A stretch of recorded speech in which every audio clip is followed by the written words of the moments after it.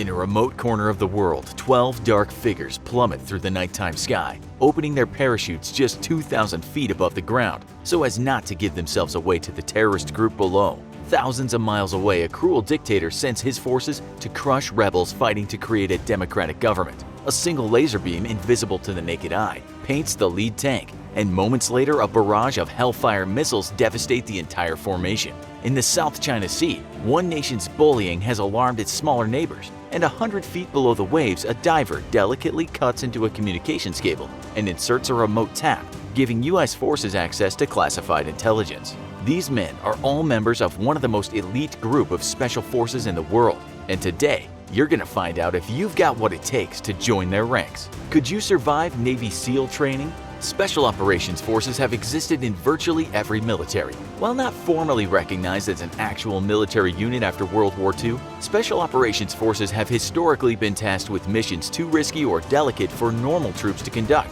An operator is a cut above a normal soldier, typically more intelligent, better trained, and far better equipped. In modern times, Special Forces are asked to take on a variety of missions, and some are sent on operations so risky yet so vital for national security that they are forbidden from wearing any rank or insignia or from carrying any personal identification. If caught, they will not be rescued by their government, who use their shadowy status to gain plausible deniability and avoid international repercussions. Special Ops Forces come in a variety of types, each typically specialized or renowned for certain types of operations. Some, like the U.S. Army's Rangers, are well known for operating behind enemy lines and recruiting and training partisan forces. Others, such as Germany's GSG-9, are world famous for counterterrorism operations. And if you're an evil terrorist, there's nobody you want knocking on your front door less than Germany's most elite cops. Yet, out of all the formidable special operations units throughout the world, few have the reputation or are as feared as the U.S. Navy's SEALs. These elite warriors have a specialization that few others can match, as they're trained to operate from the sea, air, or land, hence the name SEAL, and sometimes operate in all three realms simultaneously with a drop from an aircraft over water, then requiring a swim to shore and a trek to the enemy. Specializing in everything from reconnaissance to direct action missions, or in Special Forces parlance, killing the enemy and breaking his shit. Navy SEALs have seen action all around the world, and few soldiers, present or past, are as skilled as these elite operators. But what is their training like, and do you really have what it takes to join the ranks of the SEALs? SEALs operate in the most dangerous and remote parts of the world, and thus their training program is meant to produce sailors who can handle any sort of situation without panicking.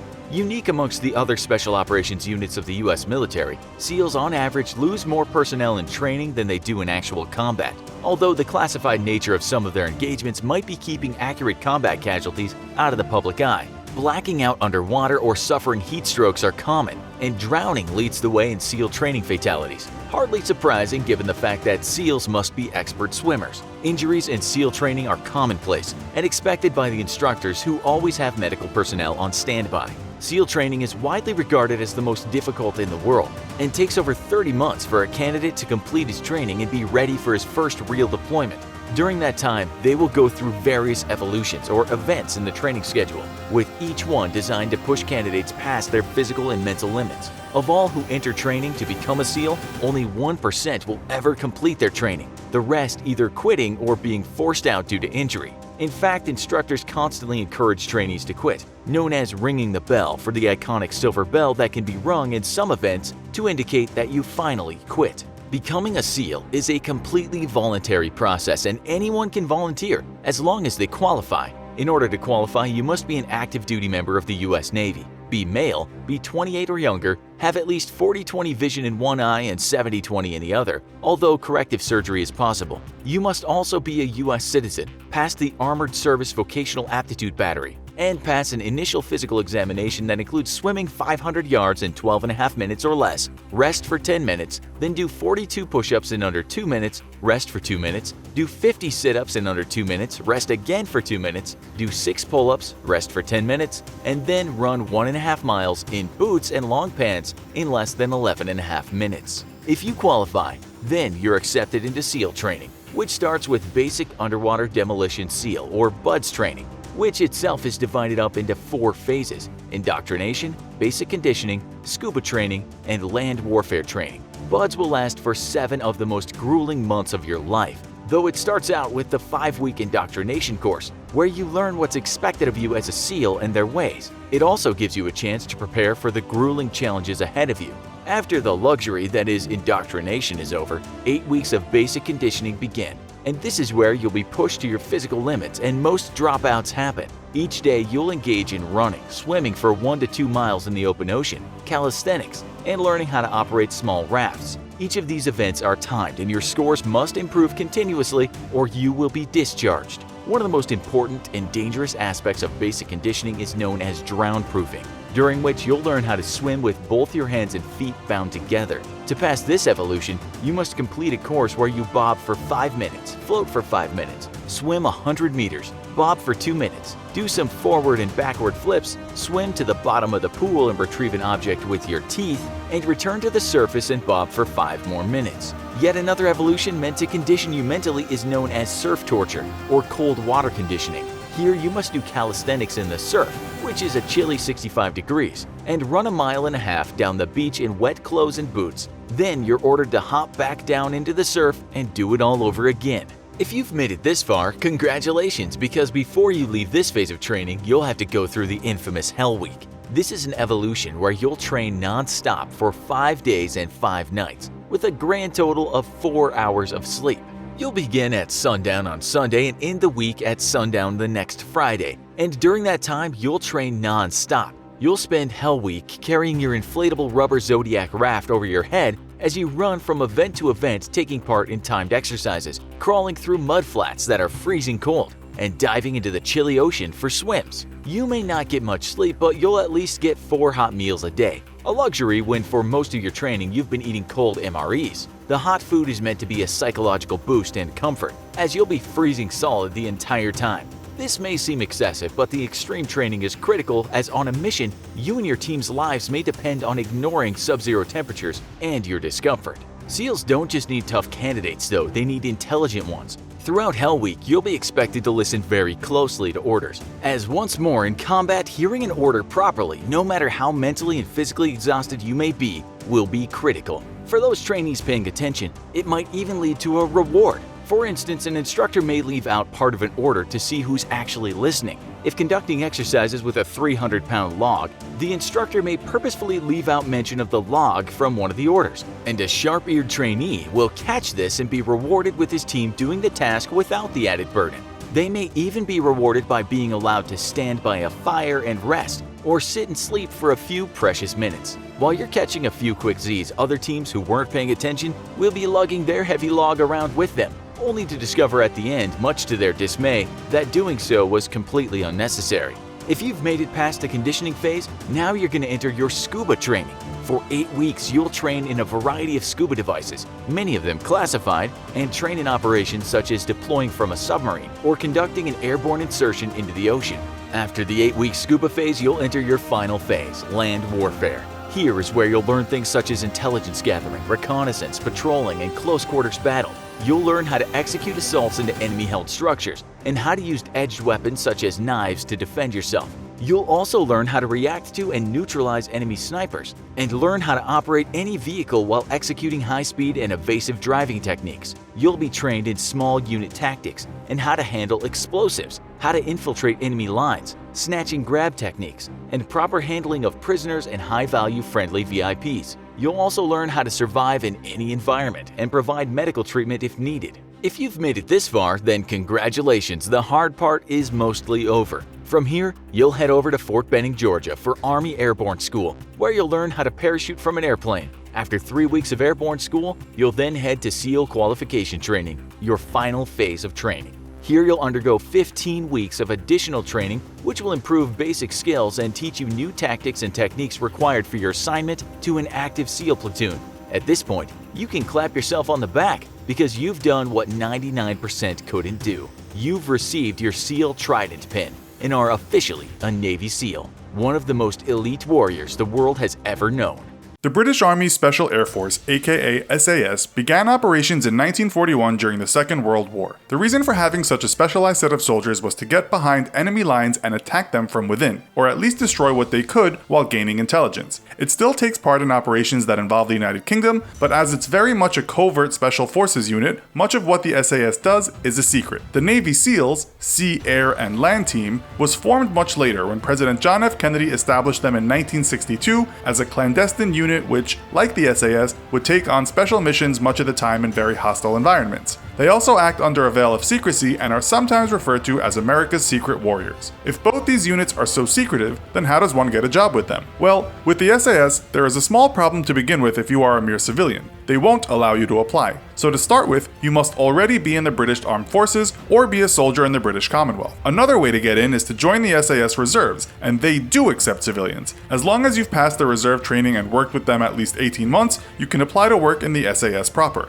To apply for the SAS, you should be between 18 and 32 years of age and be in amazing physical and mental shape. You'll be required to do at least a 3-year stretch. Women can apply, but have so far been excluded from most combat movements. To apply, you must accept that you know the harsh demands expected of you, people have died during training, and that means signing an Army General Administrative Instruction form. You're basically acknowledging you are willing to go through hell. Next comes the medical, the battle fitness test, which will mean running fully kitted or squatted for 1.5 miles in 15 minutes. Apparently 10% of applicants don't even make it past this point. That pace for even an average person in running shoes and shorts isn't too bad. Now you start your real training. To join the Navy SEALs, you need to be a natural born or naturalized American between the ages of 18 and 28, although at 17 you can join if your parents say it's okay. If you want to become an officer, you can be up to the age of 33. The first woman ever started the training in 2017, but dropped out soon after. You'll need to have a clean record, and many background checks will be done. You'll then undergo physical and mental tests, including an eye test to make sure you have under 20/70 vision. As for what shape you must be in, well, you are going to go through hell with the SEALs, so they suggest you follow their Navy Special Warfare Physical Training Guide. This includes lots of long and short swims and runs, lots of interval training, as well as other workouts. As for other strength training, their gym workouts basically tell you you'll have to be as strong as a bull as well as have all the cardio attributes. You'll be screened before you can start training, and that will mean you must show that you can run 1.5 miles in 11 minutes, but not squatted.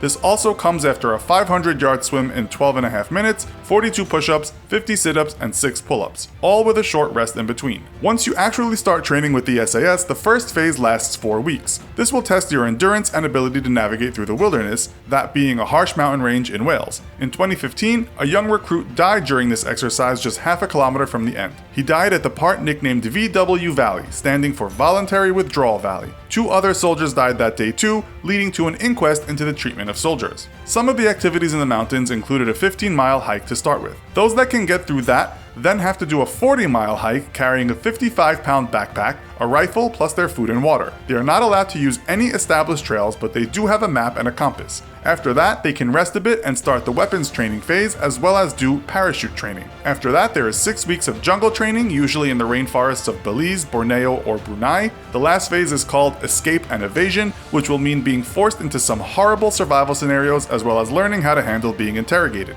This will include humiliations and other psychological harassment, as well as being blindfolded, deprived of sleep, given nothing to eat or drink, being put in stress positions, imprisoned in a small cage, and having to listen to loud noises all the time. SAS tough guy turned novelist said physical injuries finish a lot of people off during training, but you need a lot of strength of will to get through the psychological stuff. In 2016, the Washington Times reported that 1 Navy SEAL died in 3 out of the last 4 training classes. One was a drowning, another a suicide, and another a car crash after drinking heavily. The Post states that the 6-month training will include a 7-day stretch of little sleep, self-induced hypothermia, and brutal physical conditioning known as Hell Week. It's Hell Week where most recruits drop out. The training in Colorado starts with 5 weeks of pre-training in class. Get through that and you enter the realm of pain and indignity. The Navy SEALs website doesn't go into specifics, but states that you'll be tested to your limits of fatigue. This will include running through sand, swimming in oceans, sometimes in the middle of the night with your clothes on, rappelling down cliffs or buildings at speed, enduring cold and heat, getting lost and finding ways out, combat training, long-distance underwater dives, weapons and explosives training, mission planning, tactics training, and more. Hell Week seems to be the worst part. One soldier described it as being designed to put you through 24/7 days of no rest and continual harassment. From his class of 300, only 19 completed the training. In all, it will last 5.5 days and you'll almost continuously be pushed to your limits. You are allowed no more than about 4 hours sleep during the entire training. You'll also have to deal with integration in what's called the survival, evasion, resistance, and escape phase. Former SEAL Brandon Webb said it will involve sacks over your head, being beaten with sticks, and humiliation. It's here, he said, that some people lose their minds. At least after that, you get some classroom time. For 7 weeks, you'll also have a land warfare phase as well as parachute training. If you pass it all, you'll be given the Navy SEAL Trident, but then have to do advanced training. This will include sniper, communications, and free fall parachute training. Once you are done, you'll have way more weapons to use than a regular soldier. In the SAS, this will include a C8 carbine assault rifle, an ultra-compact individual weapon, an M16, an HK MP5 submachine gun, an HK 417 sniper rifle, an AW50 anti-material rifle, handguns, tear gas, canister launchers, stun grenades, rocket launchers, portable anti-personnel mines, grenade launchers, surface-to-air missiles, and many more things it will take too much time to talk about. You'll also, of course, get all the kit, including things like body armor. According to the Navy SEALs website, your regular SEAL on land will carry such things as the Colt Automatic Rifle 15, the M60 machine gun, M203 grenade launchers, a shotgun, an SASR 50 caliber sniper rifle, an M107 anti-material rifle, a Beretta M9 handgun, a 20mm Gatling gun, and AT-4 rockets. Again, these are just some of the most used weapons, as the list is endless. Day 1, 0-100 hours. Crawl, dirtbags! An instructor tears into your tent, quickly followed by several others. They're all carrying rifles or old M60s and are firing blanks with wild abandon. Some of the instructors toss out a grenade simulator and smoke grenades. The fake grenades still explode with a hell of a bang, and the sudden cacophony of noise is enough to temporarily drive you deaf. You've made it through weeks and weeks of the toughest training on Earth, but what awaits you now is 5 days of absolute hell. If you survive, though, you'll have the privilege of joining the ranks of the single most elite fighting force the planet has ever seen.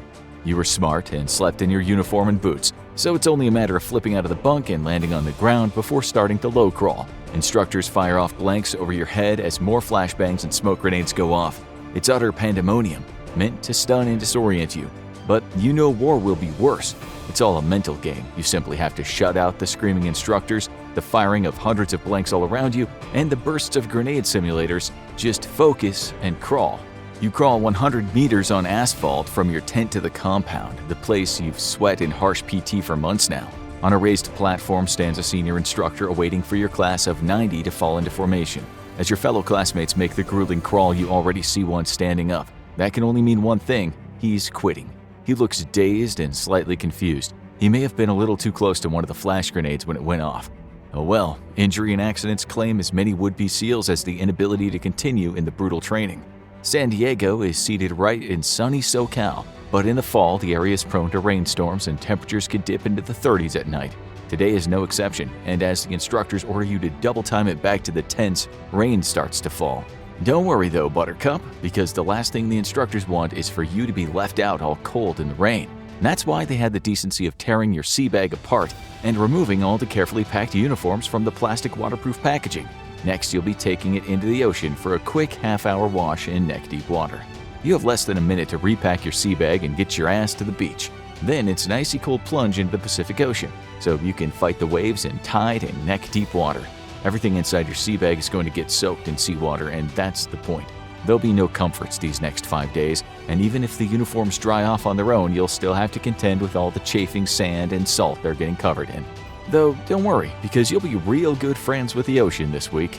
You're in the surf for just over half an hour with the instructors watching over you from a 12-foot berm. The entire time they're complaining about how cold it is, despite the fact that they've got warm jackets on and rain ponchos. It's all part of the psych game. They're probing each and every one of you for weakness. With teeth chattering so hard you're legitimately afraid you might chip one or two of them, you briefly think that all you have to do to make the cold and pain end is just quit. Nobody would even blame you for it. But you shove that thought out of your mind and you blank your brain. That's the key to survival here. Don't think about anything except the task set before you. One of the instructors makes an offer. He knows that you and your class have prepped for Hell Week by stashing little snacks around the training area. If one of you gets him a snack, he'll let you out of the water. Initially, nobody says anything. It's true. You've personally hidden at least 2 candy bars in the sand in spots only you know of. Surviving Hell Week isn't just about carefully obeying orders and following rules, it's about breaking them and cheating when you can without getting caught. Because in combat there are no rules, there's only mission success. You expect one of your other classmates to give in to the temptation of giving up their own stash just to spare some time in the water, but it seems everyone's wise enough to know that the extra calories later is worth more than avoiding some discomfort now. After another 20 minutes, you're given the order to get out of the water and return your sea bags to your tents. At least they'll be out of the rain, but you won't be, because you're going for a little boat trip. You and your class are ordered to report to the beach assembled in boat crews with your IBS, or inflatable boat small. You think you know what's coming. You've been rowing out to surf despite waves as tall as 12 feet for weeks now, but the instructor throws a curveball at you. Tonight you'll be doing rock portage. This sends a shiver down your spine, and it's not the cold because you're shivering all the time now as your body fights off hypothermia. This is pure fear. You and your crew drag your boat out onto the surf and climb aboard it, fighting the raging waves. They still manage to flip over several of the small boats, and you think yours might be next, so you grab your paddle as hard as you can. There's a rule here in SEAL training: no loose paddles. You can get tossed out of your boat as much as you want, it's bound to happen, but you don't ever let go of your paddle. You're not just saving Uncle Sam money by not having to replace it, but you're also preventing serious injury to yourself and others by holding on to it. You've seen people get teeth knocked out and faces gashed open by loose paddles. Incredibly, you managed to break past the 10-foot waves and now paddle out into the Pacific Ocean before paddling down to a point directly across from a mess of sharp, jagged rocks. Other boats line up, and then on a signal from the instructors on the shore, you and a second boat begin your approach. The goal is simple: land your team on the rocks. The reality is far from it. The waves are vicious and the boat takes a pounding. As you get to the rocks, a wave picks up half your boat and brings it crashing down. Someone smashes their face right onto a flat rock. They're lucky to avoid one of the jagged ones, while another student who is struggling to get out of the boat gets their foot caught between two rocks as the boat pushes them over. You can hear the sickly snap of an ankle being broken in two, even through the rain and roaring waves. You're lucky, and you only get some mild cuts and bruises as you scramble over the slick rocks. But then you turn back because there's no lifeguards here. Someone has to get your buddy with the broken ankle out of the water before the waves break him to pieces on the rocks. And that someone is you and your boat crew. Working together, you manage to pull them to safety.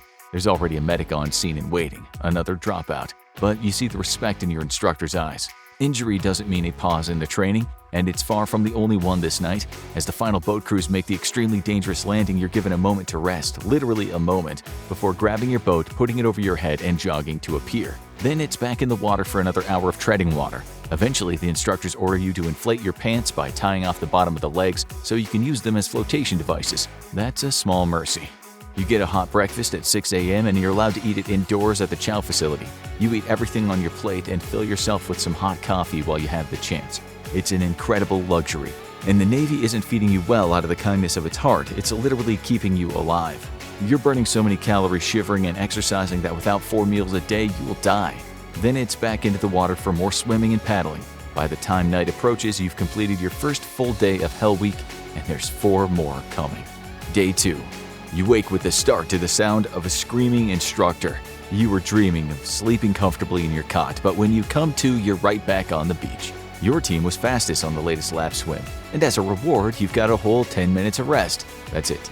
Now you've been up for 24 hours and you've slept less than 20 minutes that entire time, snatching up a minute of shut-eye here or there whenever you could get it. The instructors have a surprise for you today. They decided to give you a break from the ocean and instead order you to grab your IBS and get marching south along the beach. The Mexico border isn't very far from here, and you're wondering where in the world you're headed when you spot the outlet of the Tijuana River. You've been marching for 8 miles through sand with a 300-pound boat on your head before you see it. Welcome to Camp Swampy, also known as the Mud Flats or the Sloughs. This is where the Tijuana River runs along the Mexico border and empties into the Pacific. The river brings with it plenty of churned-up mud, and even worse things, as some of the sewage from the city of Tijuana ends up in that water. This is the perfect playground for SEALs to be, and the instructors are waiting for you with huge grins on their faces. Getting here was a race against the other remaining teams. There's 9 now. Everything you do is a race, and the prize for coming in first is the sweet few minutes of relief you get for waiting for the final teams to make it. Your team got here second, and you get an incredibly luxurious 5 minutes by a roaring fire to warm up and do what your body is screaming for: sleep. Inevitably, the sound of a whistle wakes you right back up. Uncle Sam cares deeply about your self-esteem, which is why he's prepared a mud treatment just for you. At the sound of a second whistle, it's elbows and asses into the mud, and you're ordered to cover yourself in it completely, even shoving it down each other's pants and into your shirts. Hey, don't look so glum. A Beverly Hills spa would charge hundreds of dollars for this treatment, and the US Navy is giving it to you for free out of the kindness of its heart. Never mind the mud is seeped in random sewage, probably at least partially toxic, and smells like the devil's hole. Stick it in your face and get it into every nook and cranny. All the instructors want to see from you is white eyeballs and teeth. Then it's time for games. Mud races mostly, with random breaks to ensure everyone refreshes their exfoliating mud treatment by covering every single square inch of their bodies in freezing mud all over again. When it comes time to eat, you do your best to eat as little mud as possible, but it's inevitable. Several more students quit. One of them looks physically ill. The instructors wrap them up in warm blankets, give them hot coffee and fresh jelly donuts. Then they make them sit in front of you and eat their donuts and drink their hot coffee. It's yet another mental torture, but you'll shove it out of your thoughts. Day 3. Days blend into each other in Hell Week, especially when your brain is actively hallucinating because it's so sleep-deprived. You're still in the mudflats and spend hours playing hide-and-seek games with the instructors and against other teams, darting from bush to bush and rock to rock. You run into several illegal border crossers only to send them off screaming. You don't blame them, you look like a monster, covered head to toe in wet-caked mud. People's bodies are starting to give out on them, and a class full of 20-year-olds is now moving around like they're in their 90s. The instructors give you one break, allowing you to collapse into bleachers built there specifically for SEAL trainees. 50 feet away, just far enough that none of the heat reaches you, is a blazing bonfire. An instructor makes you all a deal. If you can tell him a funny story that makes him laugh, you can go stand by the fire. A trainee gives it a shot, gets rejected. As punishment, he has to go dunk himself in the mud again. You think you've got something about the time your stepdad walked in on you while you were watching some adult entertainment online. It's a hit, and the instructor roars with laughter as he allows you to stand up and double time it over to the fire. The heat is a godsend, and you revel in the first warmth you've felt in days.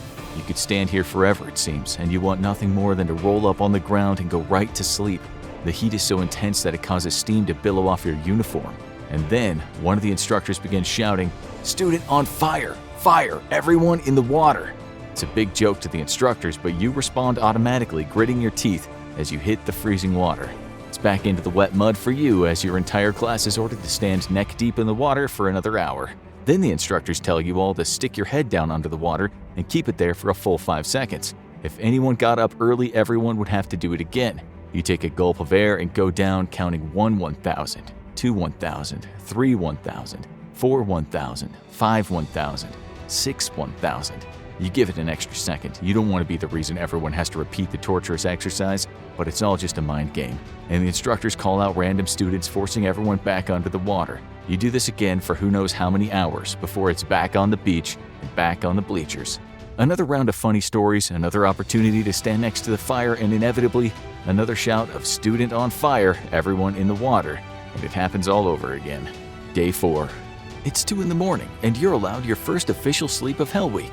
You and your team are crammed underneath the overturned IBS, nuts to buns, desperately trying to leech each other's body heat. The guys in the middle are the luckiest since they get the most body warmth.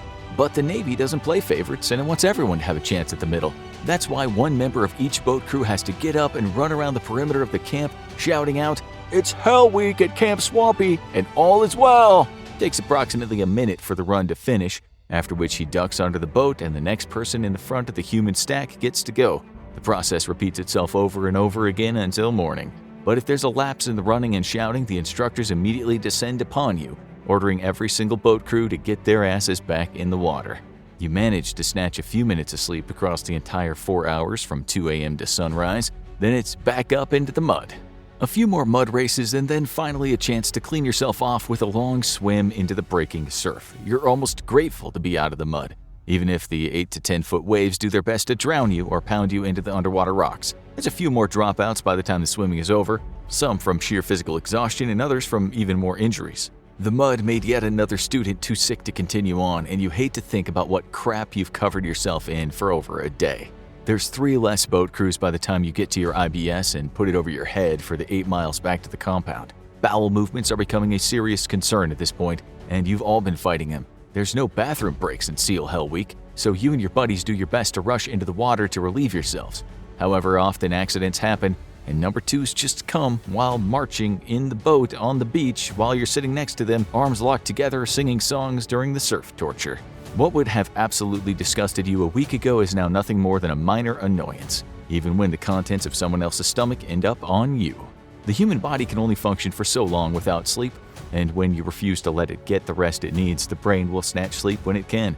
You've fallen over at least 5 times while paddling your boat, going straight into the freezing cold ocean only to wake up with a start and drag yourself back up into the boat. It happens to everyone. Hallucinations are becoming much more frequent too. Most people hallucinate about food or warm fires.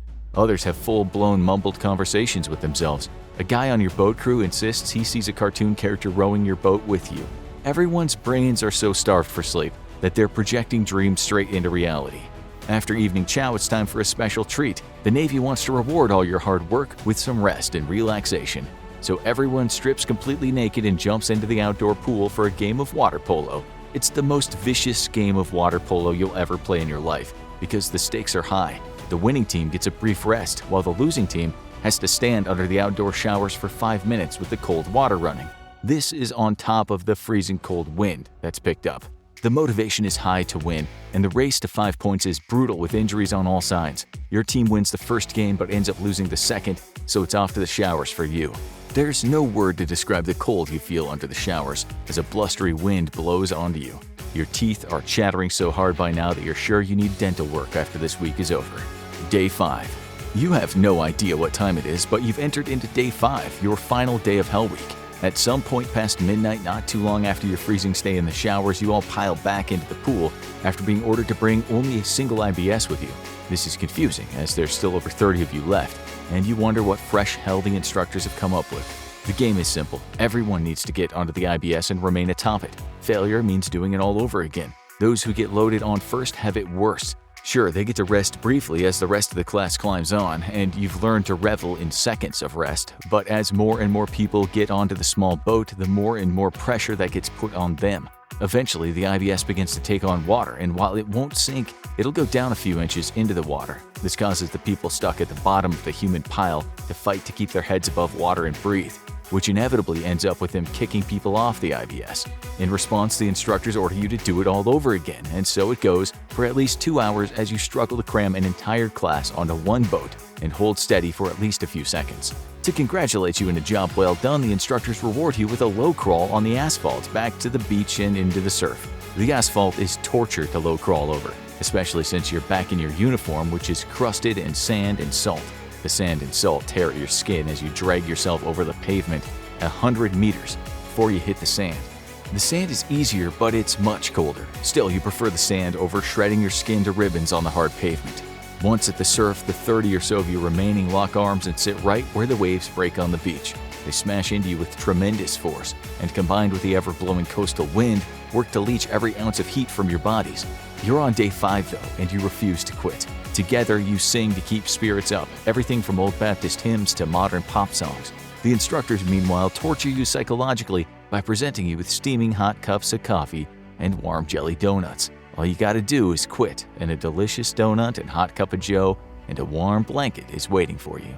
But none of you do, at least not at first, because the instructors have saved the worst trick for last. Looking at your pathetic selves up and down, one of the instructors spits into the surf and declares you the worst motivated class he's ever personally seen. You're so poorly motivated that he's decided to enact a rare but special provision which allows an instructor to extend Hell Week by as much as 2 days. Your sorry asses have failed to impress him, and he's decided what you need is another 2 days of motivational training. Then he orders you all out of the surf and back onto your boats. The thought of putting that IBS back over your head is torture. The rubber boat rubs against your scalp with every single step and bump, rubbing it raw and even tearing your hair out. If you're in the back and put it onto one of your shoulders, it literally wears the skin off your bones. Then the salt and sand gets into it. It's absolute torture, but you sigh and begin to double time it straight to your boat. You didn't come this far to give up now, even though the news that you'll be doing another 2 days of this hits you like a sledgehammer, wrecking your morale. But when you get to your boat, one of your crew is missing. He's standing on the beach, tears streaming down his face. You know what this means, and you don't blame him. He can't bear the thought of another 2 days of this. And while some would call him weak for quitting now, the truth is he's proven he's a lot tougher than most people to make it this far. One less man means a lot more load for you to carry as the 300-pound IBS slams into the top of your head over and over again. You're at the front and too tired to lift it with your arms, so you let it rest on your skull. It's a good way to get a mild concussion, but at this point you're well past your physical limits and simply don't care. It's a race to the next evolution as usual, and against the odds and despite your missing crew member, you managed to get there first this time. You collapse on the ground ready to soak up the few minutes of precious rest, but to your dismay, the other teams were nearly as fast as you. You struggle back onto your feet, but your knees give out under you. One of your classmates grabs you and helps you up. That's probably the biggest part of Hell Week: teamwork. Without it, none of you would make it. An instructor comes strutting up, and you can't imagine what fresh hell he's got in store for you. To your amazement, however, he says the sweetest words you've ever heard. "Class, you are secured from Hell Week." There's no cheer. Everyone is too tired, and there's no celebration.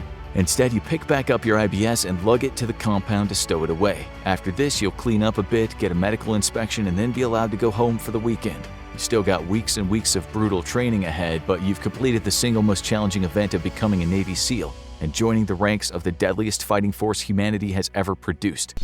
3 B-52s scream across the sky on a bombing mission to take out the North Vietnamese Army, or NVA, targets. For added protection from the NVA's electronically guided surface-to-air missiles, SAMs, the bombers are escorted by 2 Douglas EB-66s, call-out signs BAT-21 and BAT-22. One of the main duties of the EB-66s is to sweep for enemy radar and jam it. On BAT-21 is a crew of 6, a pilot, a navigator, and 4 electronic warfare officers, EWOs. Unusually, the navigator on this mission is a senior officer, 53-year-old Lieutenant Colonel Iseal Hambleton. Generally, he's responsible for scheduling navigators, but they were short-handed, so he took position of navigator for this flight. The NVA fires several missiles, and the B-52s, as well as the EB-66s, perform evasive maneuvers. On BAT-21, one of the EWOs calls out a warning as a SAM heads toward them. The pilot assumes the missile is going to go left and initiates a right turn for a SAM break, an evasive violent flying maneuver that can cause a homing missile to exceed its gimbal limits and destroy itself as it tries to follow the rotations of its target. But the missile flies right, so the plane turns straight into it. The crew yells at the pilot to go left, and he tries to reverse his turn, but it's too late. The missile explodes into a massive fireball as it collides with the belly of BAT-21. The pilot makes a hand signal to eject, having practiced it countless times before. Hambleton automatically fumbles for the firing mechanism on his ejection seat. As the compressed air cylinder under his seat fires and rockets him away from the falling aircraft, a second missile hits. Suddenly, Hambleton is 30,000 feet above Vietnam. He's spinning. Something's gone wrong during ejection. Worried that he's going to black out, he pulls his manual ripcord. His upper body snaps back as his parachute billows open and slows his fall. Hamilton looks around. There should be other parachutes in the sky, but there are none. His eyes sting. He's the only survivor. As he drifts lower, Hamilton realizes he's near a forward air control FAC-02 observation plane. He takes out his survival radio and tries calling using the call sign BAT-21. The pilot, First Lieutenant Bill Jankowski, confirms visual sight. He thinks about trying to snag Hamilton out of the air, but his co-pilot dismisses the idea as impractical. Hamilton hits the ground hard. He quickly disentangles himself from his parachute and looks around. He's in the middle of a dry rice paddy.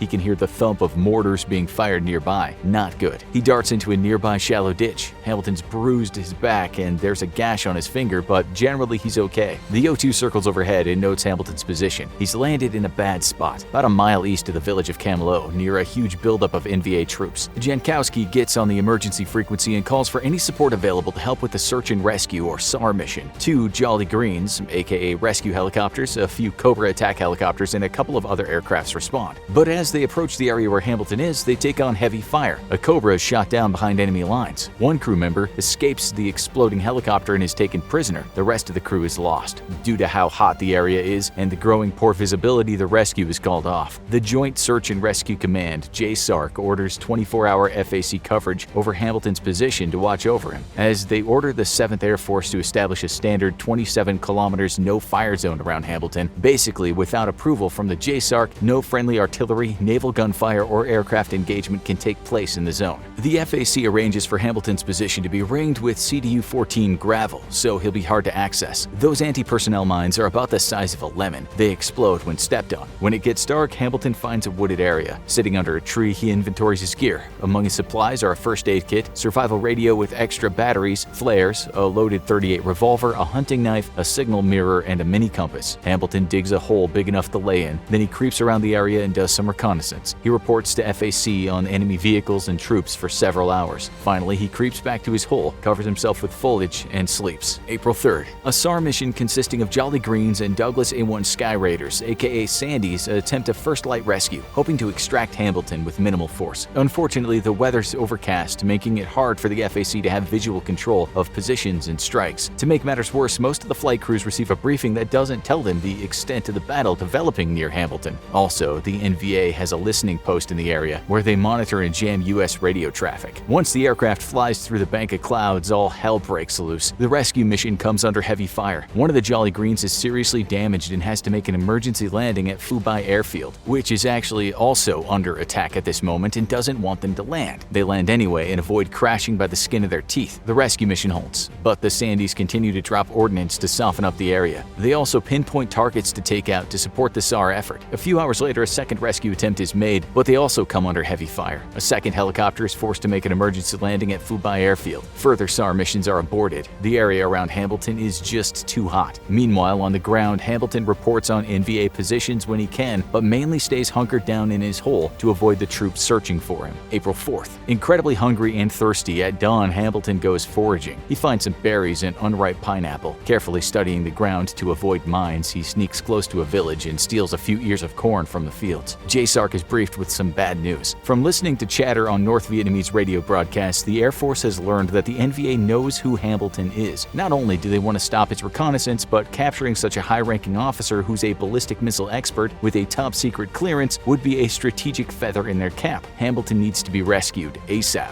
The day is overcast. Hambleton creeps to his observation spot to see how much damage the bombardment has done. A little Vietnamese boy playing in the woods with his dog spots him. The kid heads back to his village, carefully following the dog to avoid the mines. Hambleton watches as the kid tells some soldiers and points in his direction. Soldiers come to investigate, but they have to make their way through a minefield to reach Hambleton's area. As it's midday, there's no way he can get back to his hole without being seen. Hambleton radios FAC, who quickly agrees to create a diversion. They fly an O2 overhead and drop 2 white phosphorus marking rockets, engulfing the soldiers in a cloud of choking white smoke. The soldiers panic, turn, and race back toward the village. A few of them step on mines and don't make it. Taking advantage of the diversion, Hambleton crouches low, races back to his hole, and frantically covers himself with leaves. He lay there panting until he falls asleep. Hambleton wakes thirsty and disoriented after his nap. It's afternoon. Visibility has improved. A SAR mission with Jolly Greens and Sandys once again has to turn back because of heavy artillery. F-4s, Sandys, and some other aircrafts continue their bombardment of various targets.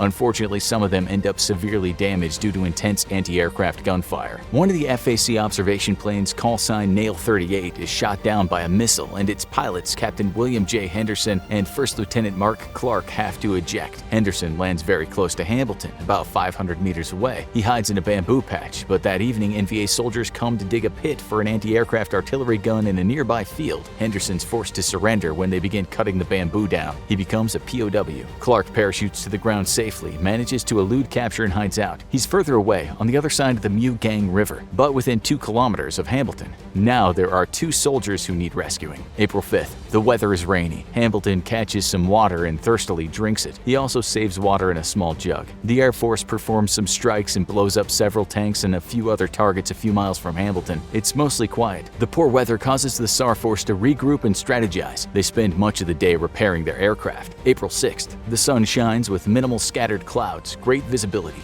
In the morning, the SAR task force waits on the ground while several F-4s and B-5s, with permission to fight in the rescue zone, destroy several previously identified targets. Both Hambleton and Clark see some of the action from their respective hiding places. In fact, the action gets so close to Clark that he radios FAC and asks them to back off a little. The Vietnamese Air Force, VNAF, also launches several devastating strikes just outside of the no-fire zone. In the afternoon, a SAR force of 2 Jolly Greens and 4 Sandys takes to the sky. The Sandys drop ordnance, again softening up the area for a rescue attempt. One of the Sandys is rigged to drop a survival resupply kit for Hambleton, but the arming device fails and the pilot doesn't realize that the kit didn't deploy until after he landed. As the SAR force flies toward Hambleton, he gets out a flare, poised to dash to the clearing. One of the helicopters suddenly breaks into an evasive maneuver, but it's too late. A strike hits the fuel line of the Jolly Green 76 and it explodes into a massive fireball. Both Hambleton and Clark witness the destruction. The 6 men aboard are lost. The survivors feel guilty that the men were lost trying to save them. The Air Force is able to pinpoint where the deadly ground fire is coming from. It's a nearby village. The Air Force and the VNAF bombard the area, taking out the artillery in the village and several other targets. April 7th. While directing naval gunfire from the destroyer USS Buchanan against NVA tanks, a USAF plane call-sign Covey 282 is shot down by a SAM just a few miles from Hamilton. The two crew members survive the crash, but flyover attempts to pinpoint the survivors' locations are bombarded with SAM strikes. As a result, rescue attempts have to be halted. Sadly, neither survivor is ever seen again. This is the final straw, and General Crichton Adams, commander of military operations in Vietnam, declares that no further helicopters are to be used for SAR missions to pick up Hamilton and Clark. Lieutenant Colonel Andy Anderson, commander of the Joint Personnel Recovery Center in Saigon, begins working on plans for a rescue by ground. If Hamilton can get to the river some 2 miles south of him and float down it a couple miles, they can get a team to rescue him. Clark would need to do the same, but as he's nearer to the river, his journey should be quicker. Anderson has a team of Vietnamese commandos that he's been working with that he can assign to the mission, but he needs an American to go along as an advisor. Navy SEAL officer Tom Norris has recently finished an assignment as part of a team training Force Recon Marines to run covert special operations. He's quickly dispatched to lead the rescue operation. Anderson briefs the commanding ARVN Brigadier General Vu Van Gyai on the rescue mission. In the last few days, the ground war has really ramped up and Gyai has his hands full battling NVA troops. He thinks the mission is insane and tells Anderson that he cannot guarantee the operation's safety, especially when they cross the Mugyang River. However, Gyai agrees to provide them transportation to his most forward unit. This is a Ranger platoon of about 20 men and 3 M48 tanks at a forward operating base along Highway QL9 within observation range of the strategic Kamlo Bridge. During the evening, Hamilton is notified that he'll no longer have a babysitter. FAC patrols are scaled back due to how hot the region is. Sometime later, Hamilton hears the roar of B-52s. He hunkers down as they heavily bomb near his area. For the first time, he wonders if he's being left behind by the war. In reality, the B-52 raid was carefully planned around where Hamilton was hiding. They hit several big gun emplacements, destroy a SAM site, and some ammo dumps. April 8th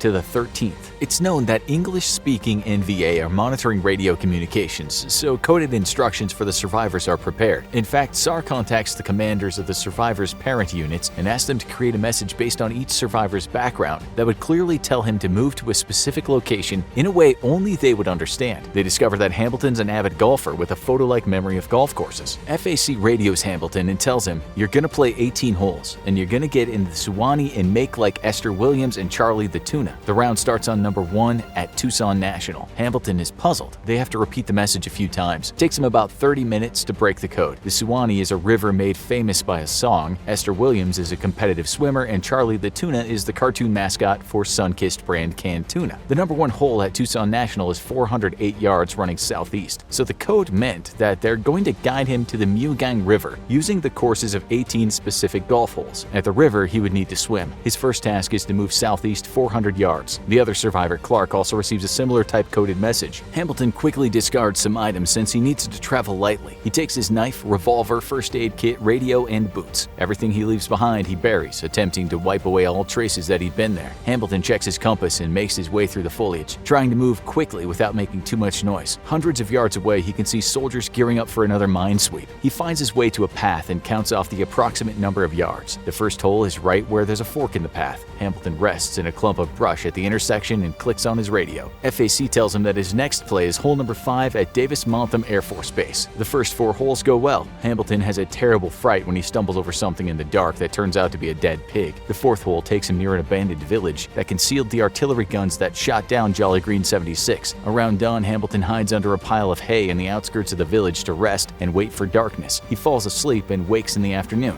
During the 5th hole, Hamilton passes by a seemingly abandoned small hut. A scrawny chicken scratches in the doorway. Meat. Hamilton gets out his knife and pounces at the bird. A man collides with Hamilton and they wrestle on the ground. The man stabs Hamilton in the shoulder, but he fights back and shoves his knife into the man's chest. Hamilton backs away in horror from the crumpled, bloody figure on the ground and runs. He hides under a pig trough. Hours later, when he's calmer and it's become apparent that no one is searching for him, Hamilton crawls out. He unzips his flight suit to check on the wound on his shoulder. Thankfully, it's not too bad. He uses his first aid kit to dress it. He's exhausted, but ready to go when it's time to check in with FAC. The SAR task force receives photos from a reconnaissance drone that flew over the area where Hamilton originally hid. Several armored personnel carriers are in the photo. The NVA made it through the minefield, searched for Hamilton and found him missing, so they've brought in additional troops for an extensive search. The U.S. command in Saigon orders special high-altitude B-52 bombing raids on nearby targets to divert the NVA from searching for the two survivors. Clark makes it to the Mugang River and floats downstream. Norris and his team of commandos take a dangerous journey skirting several NVA patrols to intercept him. Thankfully, they're able to rescue Clark on the night of April 10th and deliver him to Anderson at the forward operating base. Clark is transported to the last outpost on the Qua Viet River at Dong Ha by an ARVN M113 armored personnel carrier and then flown to Da Nang. Meanwhile, Hamilton completes a few more holes, then gets a little lost. He falls off a cliff and breaks his arm. Finally, he makes it to the river and, per FAC instructions, floats downstream. It's mainly willpower keeping Hamilton moving at this point. He's cold, wet, stressed, and has gone over a week with minimal food and water. Finally, he reaches his destination spot. He crawls out of the water and hides in the undergrowth near the shore. Later, Hamilton wakes up stiff and sore. He hears splashing and realizes that someone is paddling. Several soldiers are coming down the river in a sampan, guns in their laps, shining flashlights on the shore. Hamilton's heart beats frantically. It's a long moment before the soldiers move on. Anderson calls in airstrikes in an attempt to soften the area, but the NVA fights back with mortar rounds and B-40 rockets. Some rockets strike the team's position. One commando is killed. Anderson, Lieutenant To Ngak Vu, the senior Vietnamese commando, and all of the Vietnamese officers are hurt. Anderson and the wounded Vietnamese troops have to be evacuated. Navy SEAL Norris is left with 5 Vietnamese commandos with limited English-speaking skills. After dark, Norris and his team set out, but the NVA attacks again. 2 of the 5 remaining ARVN commandos are killed. Norris and the team regroup. They'll try again next night. Meanwhile, Hamilton is fading fast. He's erratic and not checking in on the radio. The next night, Norris and his team head upriver more than 4 kilometers, evading several NVA patrols. Upon seeing the extremely large number of North Vietnamese forces, 2 of the commandos balk, saying they refuse to follow an American just to rescue an American. Norris manages to convince them to stay by saying the only way they'd get back to safety is to stay with the team. Unfortunately, they don't find Hamilton, and after a few more hours of searching, return to the forward operating base. The next day, FAC pinpoints Hamilton's new position for Norris. He's moved 50 meters overnight. A Sandy drops a survival pack containing food, water, ammunition, and extra radios to Hamilton, but it lands 50 meters away on a hill. Unfortunately, due to rough terrain and exhaustion, Hamilton can't retrieve it. FAC and 2 Sandy pilots flying over are shocked to see Hamilton coming out of his hiding place and standing in the open on a sandbar, waving a white handkerchief at them. FAC convinces or orders him to go back into hiding and wait a little longer. Hamilton's mental and physical health are giving out. That evening, Norris realizes he can't force the commandos to go on the mission, so he asks for volunteers. Petty Officer 3rd Class Nguyen Van Kiet steps forward. The 2-man team sets out. While walking upstream, they come upon an empty, destroyed village and find an abandoned sampan and some clothing. The 2 disguise themselves as Vietnamese fishermen and quietly paddle up the river. It's a dangerous journey. It's pitch dark and eerie, dense fog hangs low. Several times they pass NVA troops and tanks on the shoreline. When they break through the fog, they find themselves under the Cam Lo Bridge. They've overshot Hamilton's last known position by half an hour. They quickly turn around and paddle back. Norris and Kiet find Hamilton lying in some bushes on the shore. He's weak and delirious. It's close to sunrise and Norris thinks about hunkering down and waiting for night, but Hamilton needs medical attention ASAP. It takes both Norris and Kiet to get Hamilton onto the bottom of the boat. They cover him with bamboo before paddling down the river. Soon they're spotted by an NVA patrol. Some soldiers fire, but the rescue team furiously paddles away, using the current to their advantage. Unfortunately, their luck soon run out. As they round a bend in the river, NVA soldiers fire a heavy caliber machine gun from the north shore. The commandos pull the sampan over to the opposite bank and turn it over for cover. They call for air help. 5 A-4 Skyhawks from the carrier Hankook immediately answer. The fighters drop ordnance and completely obliterate the NVA on the opposite bank. 2 Sandys also assist, dropping both explosives and MK-47 smoke bombs to provide a smoke screen. Norris and Kiet move Hamilton back to the sampan and quickly paddle. As they get closer to the outpost, they receive support from South Vietnamese forces. When they land on the bank, they're met by some ARVN soldiers. Hamilton is unable to walk, so Vietnamese commandos carry him into the bunker. Once inside, they lay Hamilton on a stretcher and give him first aid. Norris radios for an M113 armored personnel carrier to carry him, Hamilton, and Kiet to brigade headquarters in Dong Ha. While waiting for the carrier to arrive, Hamilton smokes a cigarette given to him by a Vietnamese soldier. When the 3 arrive at Dong Ha, a reporter comments to Norris, "It must have been tough out there. I bet you wouldn't do that again." Norris stares him down and replies, "An American was down in enemy territory. Of course I'd do it again." Hamilton is transported to a hospital where he recuperates for a month.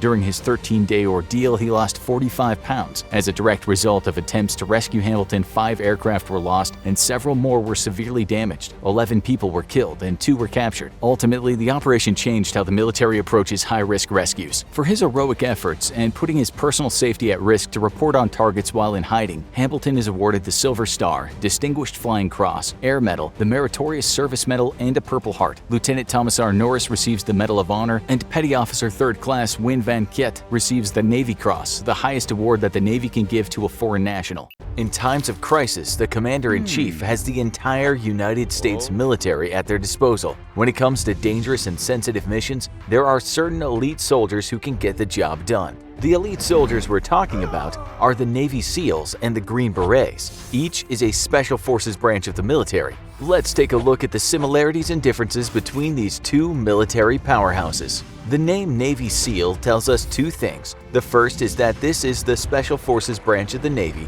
and that they conduct missions on sea, air, and land. This is what the acronym SEAL stands for. These elite soldiers are used in direct raids, reconnaissance missions, and action against terrorist forces. The Navy SEALs can trace their heritage back to World War II. During the war, elite naval soldiers were assigned to naval combat demolition units and underwater demolition teams. The missions they carried out were to disarm mines and recover sunken objects. These dangerous missions required the best soldiers the Navy had to offer. They were nicknamed frogmen after their green suits and amphibious nature. These frogmen eventually evolved into what's known today as the Navy SEALs. Due to Cold War tensions in 1961, President John F. Kennedy called for an increase in special forces. The following year, the U.S. Navy created the first 2 SEAL teams. The soldiers were recruited straight from the underwater demolition units. Navy SEALs continue to carry out important and top priority missions to this day.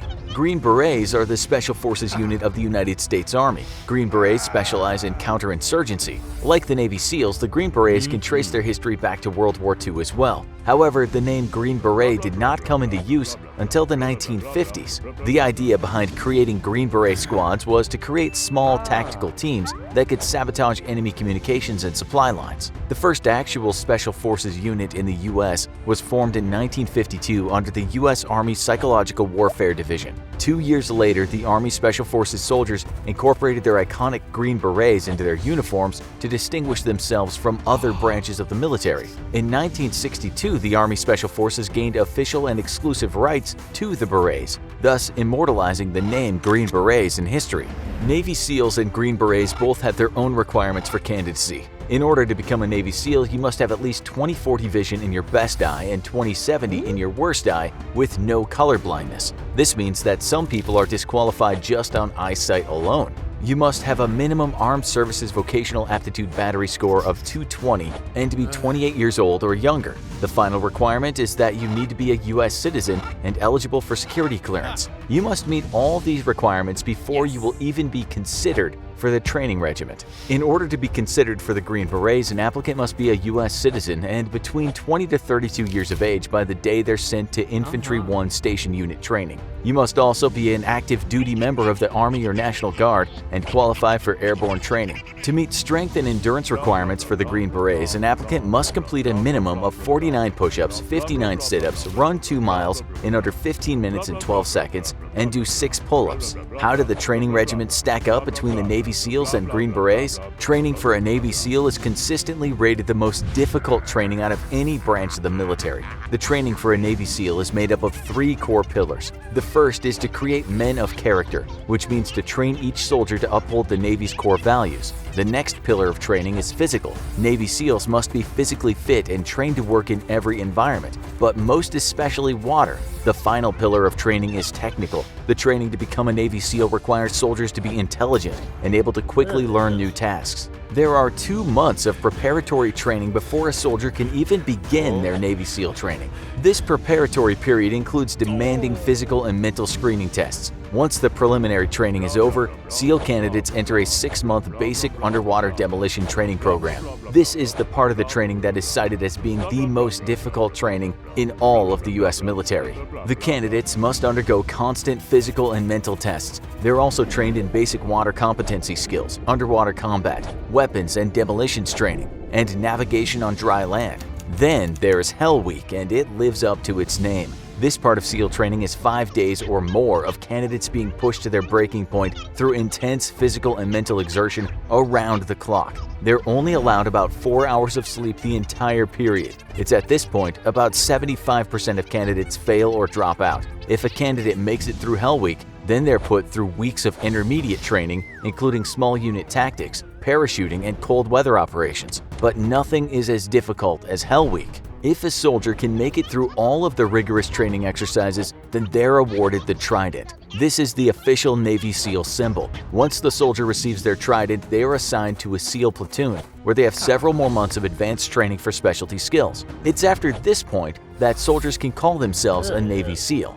Green Berets start out with basic combat training. Candidates who aspire to be Green Berets must also have completed advanced individual training and U.S. Army Airborne School. Soldiers then need to report to Fort Bragg to complete a 6-week course in physical fitness and land navigation called the Special Forces Preparation Course. Next, the candidates need to go through the Special Forces Assessment and Selection Training. During this training, soldiers' survival skills are tested and their physical and mental fitness is pushed to its limits. The final phase of the training is the Special Forces Qualification Course. This is a 53-week training course in small unit tactics, combat marksmanship, advanced special forces tactics, language and cultural training, and unconventional warfare. Once these 53 weeks are over, the soldier can finally be deployed as a Green Beret. Navy SEALs and Green Berets are both elite Special Forces units. The Navy SEAL training is more difficult to get through, but the Green Berets training is a longer process. There's currently around 2,500 Navy SEALs on active duty. There are about 7,000 Green Berets on active duty. Reports state that the number of Green Berets may be decreasing. The strain of repeated deployments and failure to meet recruiting targets are starting to take its toll on the Green Berets. The amount of soldiers in a squad differs between Navy SEALs and Green Berets as well. SEAL squads consist of approximately 16 men, but may be divided into smaller squads and fire teams as needed. Green Beret squads work as 12-soldier teams known as an A-team. Each member of the team has a specific job within the squad. The two Special Forces branches have specific mission types. However, Green Berets and Navy SEALs do work together from time to time. There have been missions where the two branches are deployed to complete missions together, and other times where a squad is a mix of Navy SEALs and Green Berets. Normally, Navy SEALs are assigned to specific missions based on the skills required. In the case of Navy SEALs, the skill set of the squad drives the decision of where they'll be deployed.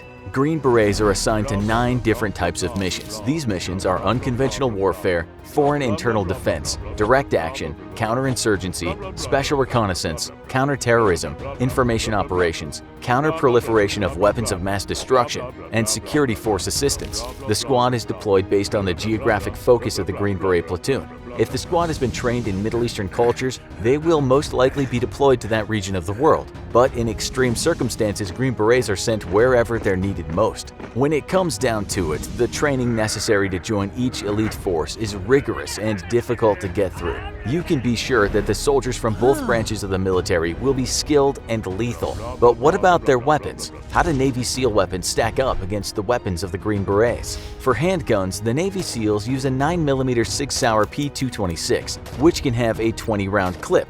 The other option Navy SEALs have is the Mk23 Mod 0 45 caliber offensive handgun, which has a standard 12-round clip.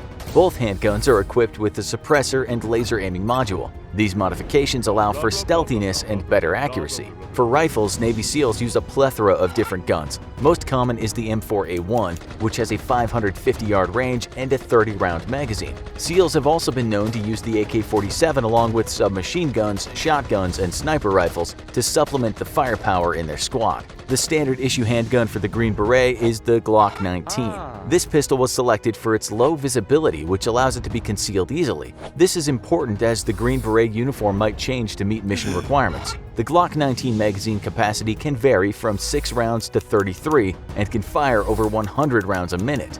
The two most used rifles for the Green Berets are the Mk17 SCAR and the M4 carbine. The SCAR is designed for mid-range engagements and has a standard 20-round magazine. The M4 is used by soldiers who prefer the customizability of the gun and its light weight. Green Berets will choose the right gun for the specific mission they're assigned. Another difference between the Navy SEALs and the Green Berets are the crafts they use from mission to mission. Navy SEALs have a wide variety of vehicles at their disposal for deployment. They use aquatic crafts such as the SEAL Delivery Vehicle and the Combat Rubber Raiding Craft. a 15-foot heavily reinforced inflatable rubber boat. The Navy SEALs also have several other ships and larger craft for deployment and extraction. On the other hand, Green Berets tend to only use one vehicle, the Ground Mobility Vehicle. It's a lightweight, all-terrain truck that can be used in a variety of environments and missions, and it would seem that the Ground Mobility Vehicle is versatile enough to complete almost any Green Beret assignment. The fact that the Navy SEALs must work in the water and air as well as on land means they need a more diverse array of delivery vehicles. Deployment time varies within each Special Forces branch. SEALs typically operate on 18-month cycles and are deployed for 6 months at a time. However, some units with special assignments or skills have their own schedules. They may be deployed more frequently but for shorter amounts of time. Green Berets' deployment lengths can vary, but deployment time is normally between 90 days and 15 months. All in all, Navy SEALs and Green Berets are well-trained elite soldiers. They can get deployed anywhere around the world for a variety of missions. Both Navy SEALs and Green Berets have to go through hell and prove they have what it takes through months of training. These soldiers are the best of the best and are given the equipment they need to complete any mission. Sometimes SEALs and Green Berets work together, and I'd hate to be the mission target for that squad.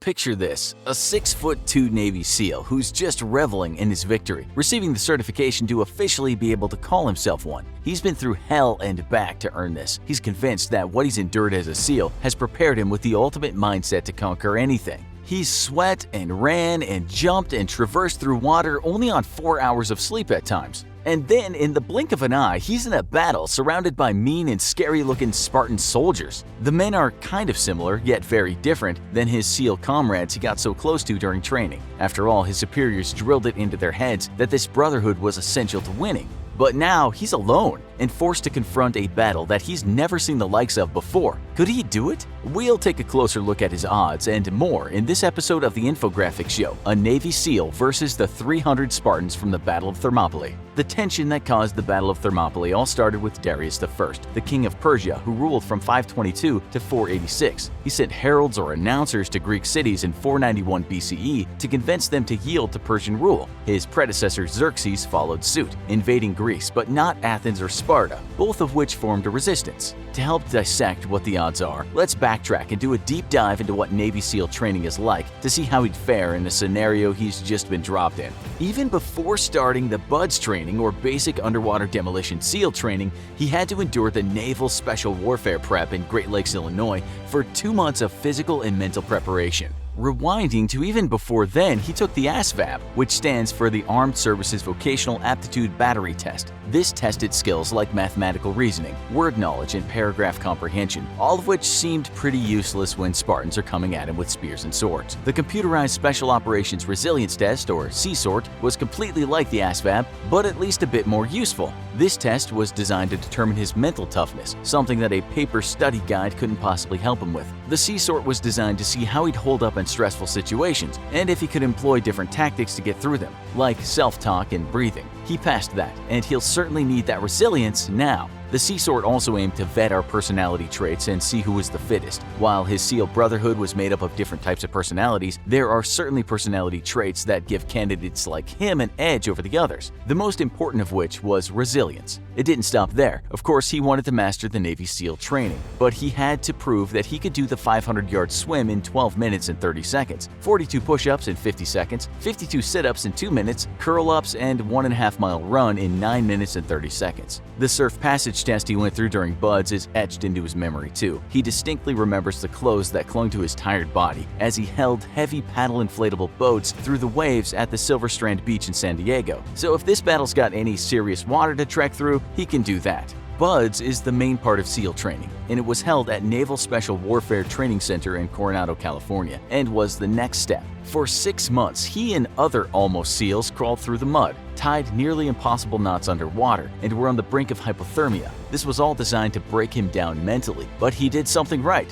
Hell Week, the aptly named part of BUDS, began 2 weeks in, on day 15 of overall training. Hell Week meant swimming miles upon miles through unholy cold waters and then toiling through sand and mud in heavy gear. On top of all that, Hell Week was made even more fun because he was running on just 4 hours of sleep throughout the ordeal. One ex-SEAL, a guy named Marcus Luttrell, said this about Hell Week in his book Lone Survivor. Guys collapsed onto the sand, others just stood there, too many of them wondering how they could possibly go on. And he went on to include himself in this account of his suffering, writing, "Including me, knees were buckling, joints throbbing. I don't think anyone could stand up without hurting." Because he survived Hell Week, he was one of the lucky ones who continued on to train in diving and land warfare, learn to become a sniper who could leap out of planes, and navigate the depths of the ocean. Sniper school lasted 3 months and was made of 12-hour days without any off days. Training was broken up into 3 parts. The first month was focused on technology, digital photography, and satellite communications. The second focused on mastering camouflage and stealthily navigating through prospective enemy turf. The last leg was focused on sharpening his focus and perfecting marksmanship methods.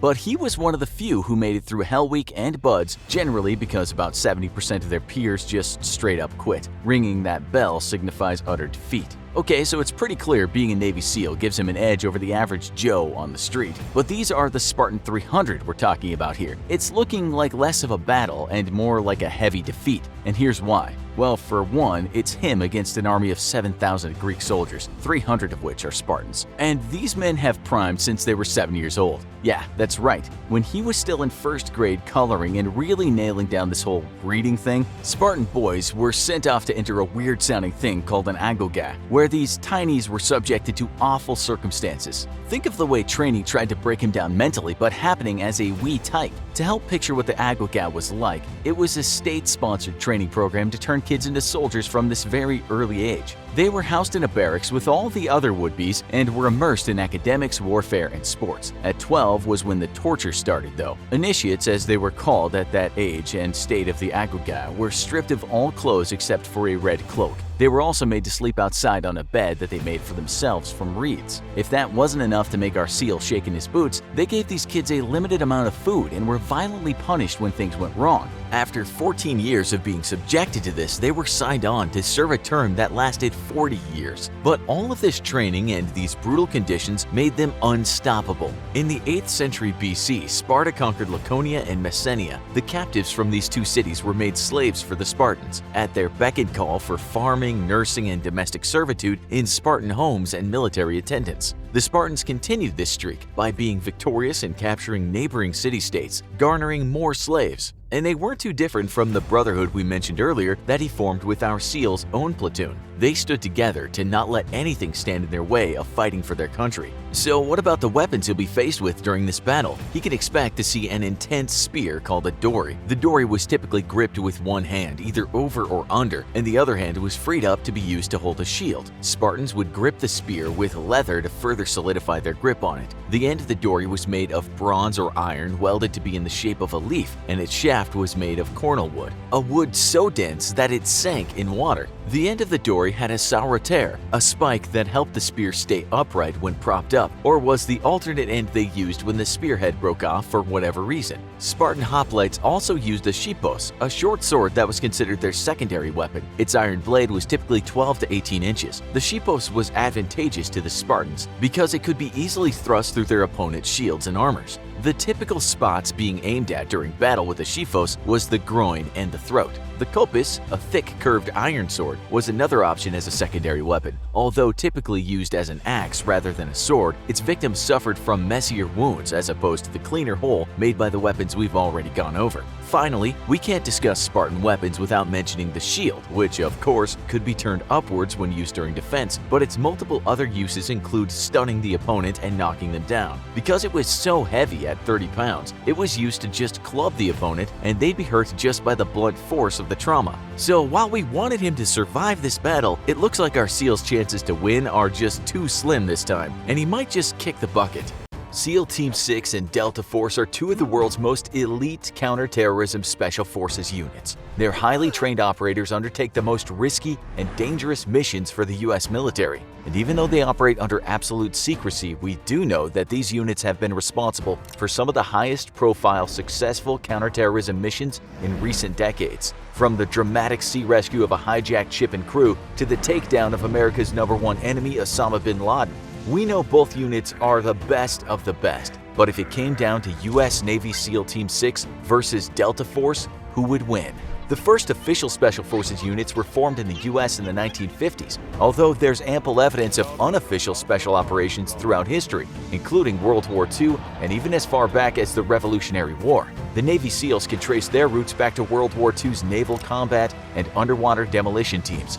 These special units were disbanded after the war, but resurrected during the 1950s and 60s during the Korean and Vietnam Wars. When SEAL Team 6, officially known as the United States Naval Special Warfare Development Group, or DEVGRU, was formed in 1980, it was one of only 2 Navy SEAL teams in operation at the time. The use of the number 6 in the unit's name was a ploy to trick the Soviets into thinking that the US had more active Special Forces units than they really had. Delta Force, or the 1st Special Forces Operational Detachment Delta, was formed in the late 1970s in response to worldwide political unrest and a rise in international terrorism. It was inspired by the British Special Air Service, or SAS, and a 1977 proposal painted a picture of an elite force that could respond to highly sensitive situations, including international acts of terrorism.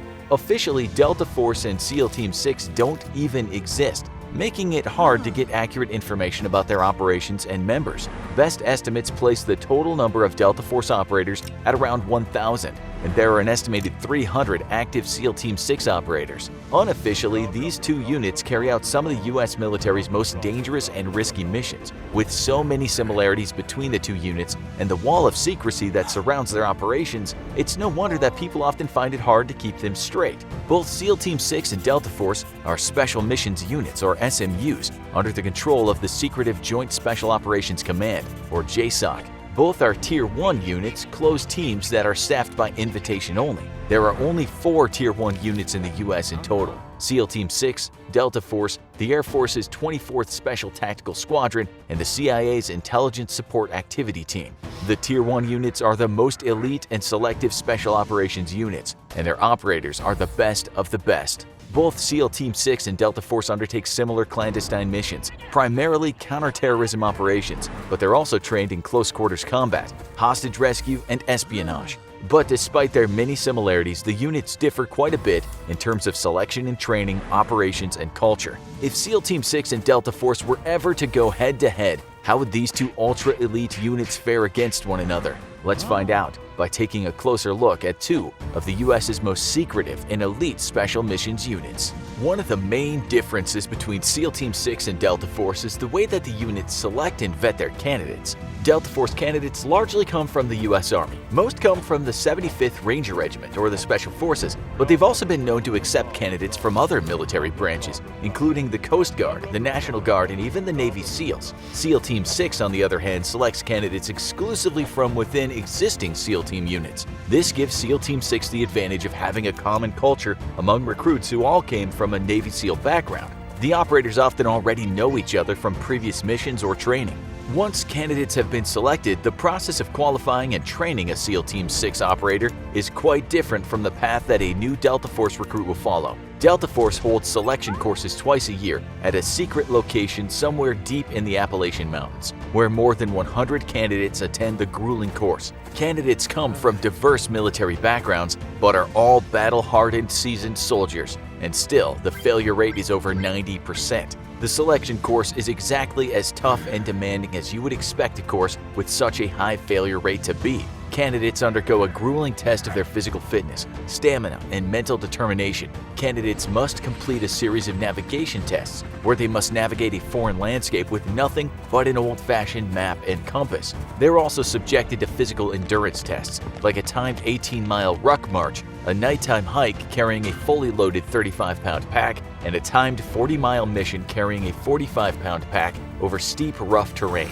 The lucky 10% who manage to survive this grueling test of the selection course are then subjected to a barrage of psychological evaluations and a commander's review before officially being accepted into the unit. Even once they're accepted, though, they're not in the clear. New recruits must attend a 6-month operator training course, or OTC, where another 30 to 40% of the candidates fail to make the final cut. SEAL Team 6 has a 2-part selection process: the review and the green team. After a Navy SEAL submits an application, his picture is posted on the wall at the unit's headquarters in the Navy's Dam Neck Annex. Current SEAL Team 6 members who may have worked with the candidate in the past then mark the candidate's photo with a check mark if they should be accepted into the elite unit, or with a minus sign if they don't think they'd make the cut. Once a candidate has passed this daunting review, they've earned the right to attend a green team, a 6-month-long training and selection course similar to Delta's OTC, where they face a 50% failure rate. The remaining graduates are then drafted. For the rare few that make it through the selection process and are admitted to the elite ranks of SEAL Team 6 or Delta Force, their further training will look remarkably similar. Both units are highly trained in counterterrorism, close quarters combat, hostage rescue, high-value target extraction, espionage, explosives, and marksmanship. Thanks to their naval heritage, SEAL Team 6 operators receive additional training in specialized maritime and underwater operations. This gives them an advantage at sea, but Delta Force has an edge in ground combat. In cases where a mission devolves into a large unit action, Delta Force operators can rely on their greater ground combat experience to switch into infantry mode. SEAL Team 6 operators may lack as much experience in large unit infantry tactics as Delta Force, given their highly specialized training in small unit tactics. Both units receive similar training because they undertake similar missions and objectives. Because of the clandestine nature of these elite units, we know very little about their actual operations, though that's changing in recent years. Increased media scrutiny and coverage of the elite team's operations is driving a strong public interest in these secretive special forces. Hollywood, always quick to capitalize on a trend, has further raised the profile of these under-the-radar units with a string of blockbuster hits. Black Hawk Down was a dramatic retelling of the 1993 capture of Somali strongman Mohammed Farah Adid by Delta Force operatives. Zero Dark 30 received 5 Academy Award nominations for its portrayal of the SEAL Team 6 raid of a compound in Pakistan that resulted in the death of Al-Qaeda leader and 9/11 architect Osama bin Laden. The 2013 film Captain Phillips told the amazing true story of Captain Richard Phillips, played by Tom Hanks, who was rescued by SEAL Team 6 operatives after he was hijacked and kidnapped by Somali pirates in 2009. Because of their overlapping mandates and skill sets, there is certainly some rivalry between SEAL Team 6 and Delta Force. SEAL Team 6 have been called out by Delta Force for courting the spotlight after the takedown of bin Laden, though this criticism might stem from the fact that Delta Force felt that they should have been the ones to lead that important mission. It was insinuated that the SEALs only got to take the lead because Navy admirals were high in command positions in the JSOC and Special Operations Command at the time. While there may be tension between the groups from time to time, both SEAL Team 6 and Delta Force are on the same side in the war on terror, and in reality they often work together on counterterrorism missions, albeit unofficially. As you'd expect, these elite teams have access to state-of-the-art weapons and technologies to help them complete their dangerous missions. The HK-416 carbine is thought to be the assault rifle favored by Delta Force operators, though they also have their pick of other high-powered assault rifles like the Colt M4A1 or the M16. Delta Force also uses the MP5 9mm submachine gun, Colt 45 pistols, and Beretta and Glock 9mm pistols. In addition to the impressive array of weapons at their disposal, Delta Force operators are supported by a team of gunsmiths who help customize the moving parts, sights, stock, and grips to each operator's personal specifications and provide Delta Force snipers with hand-loaded ammunition.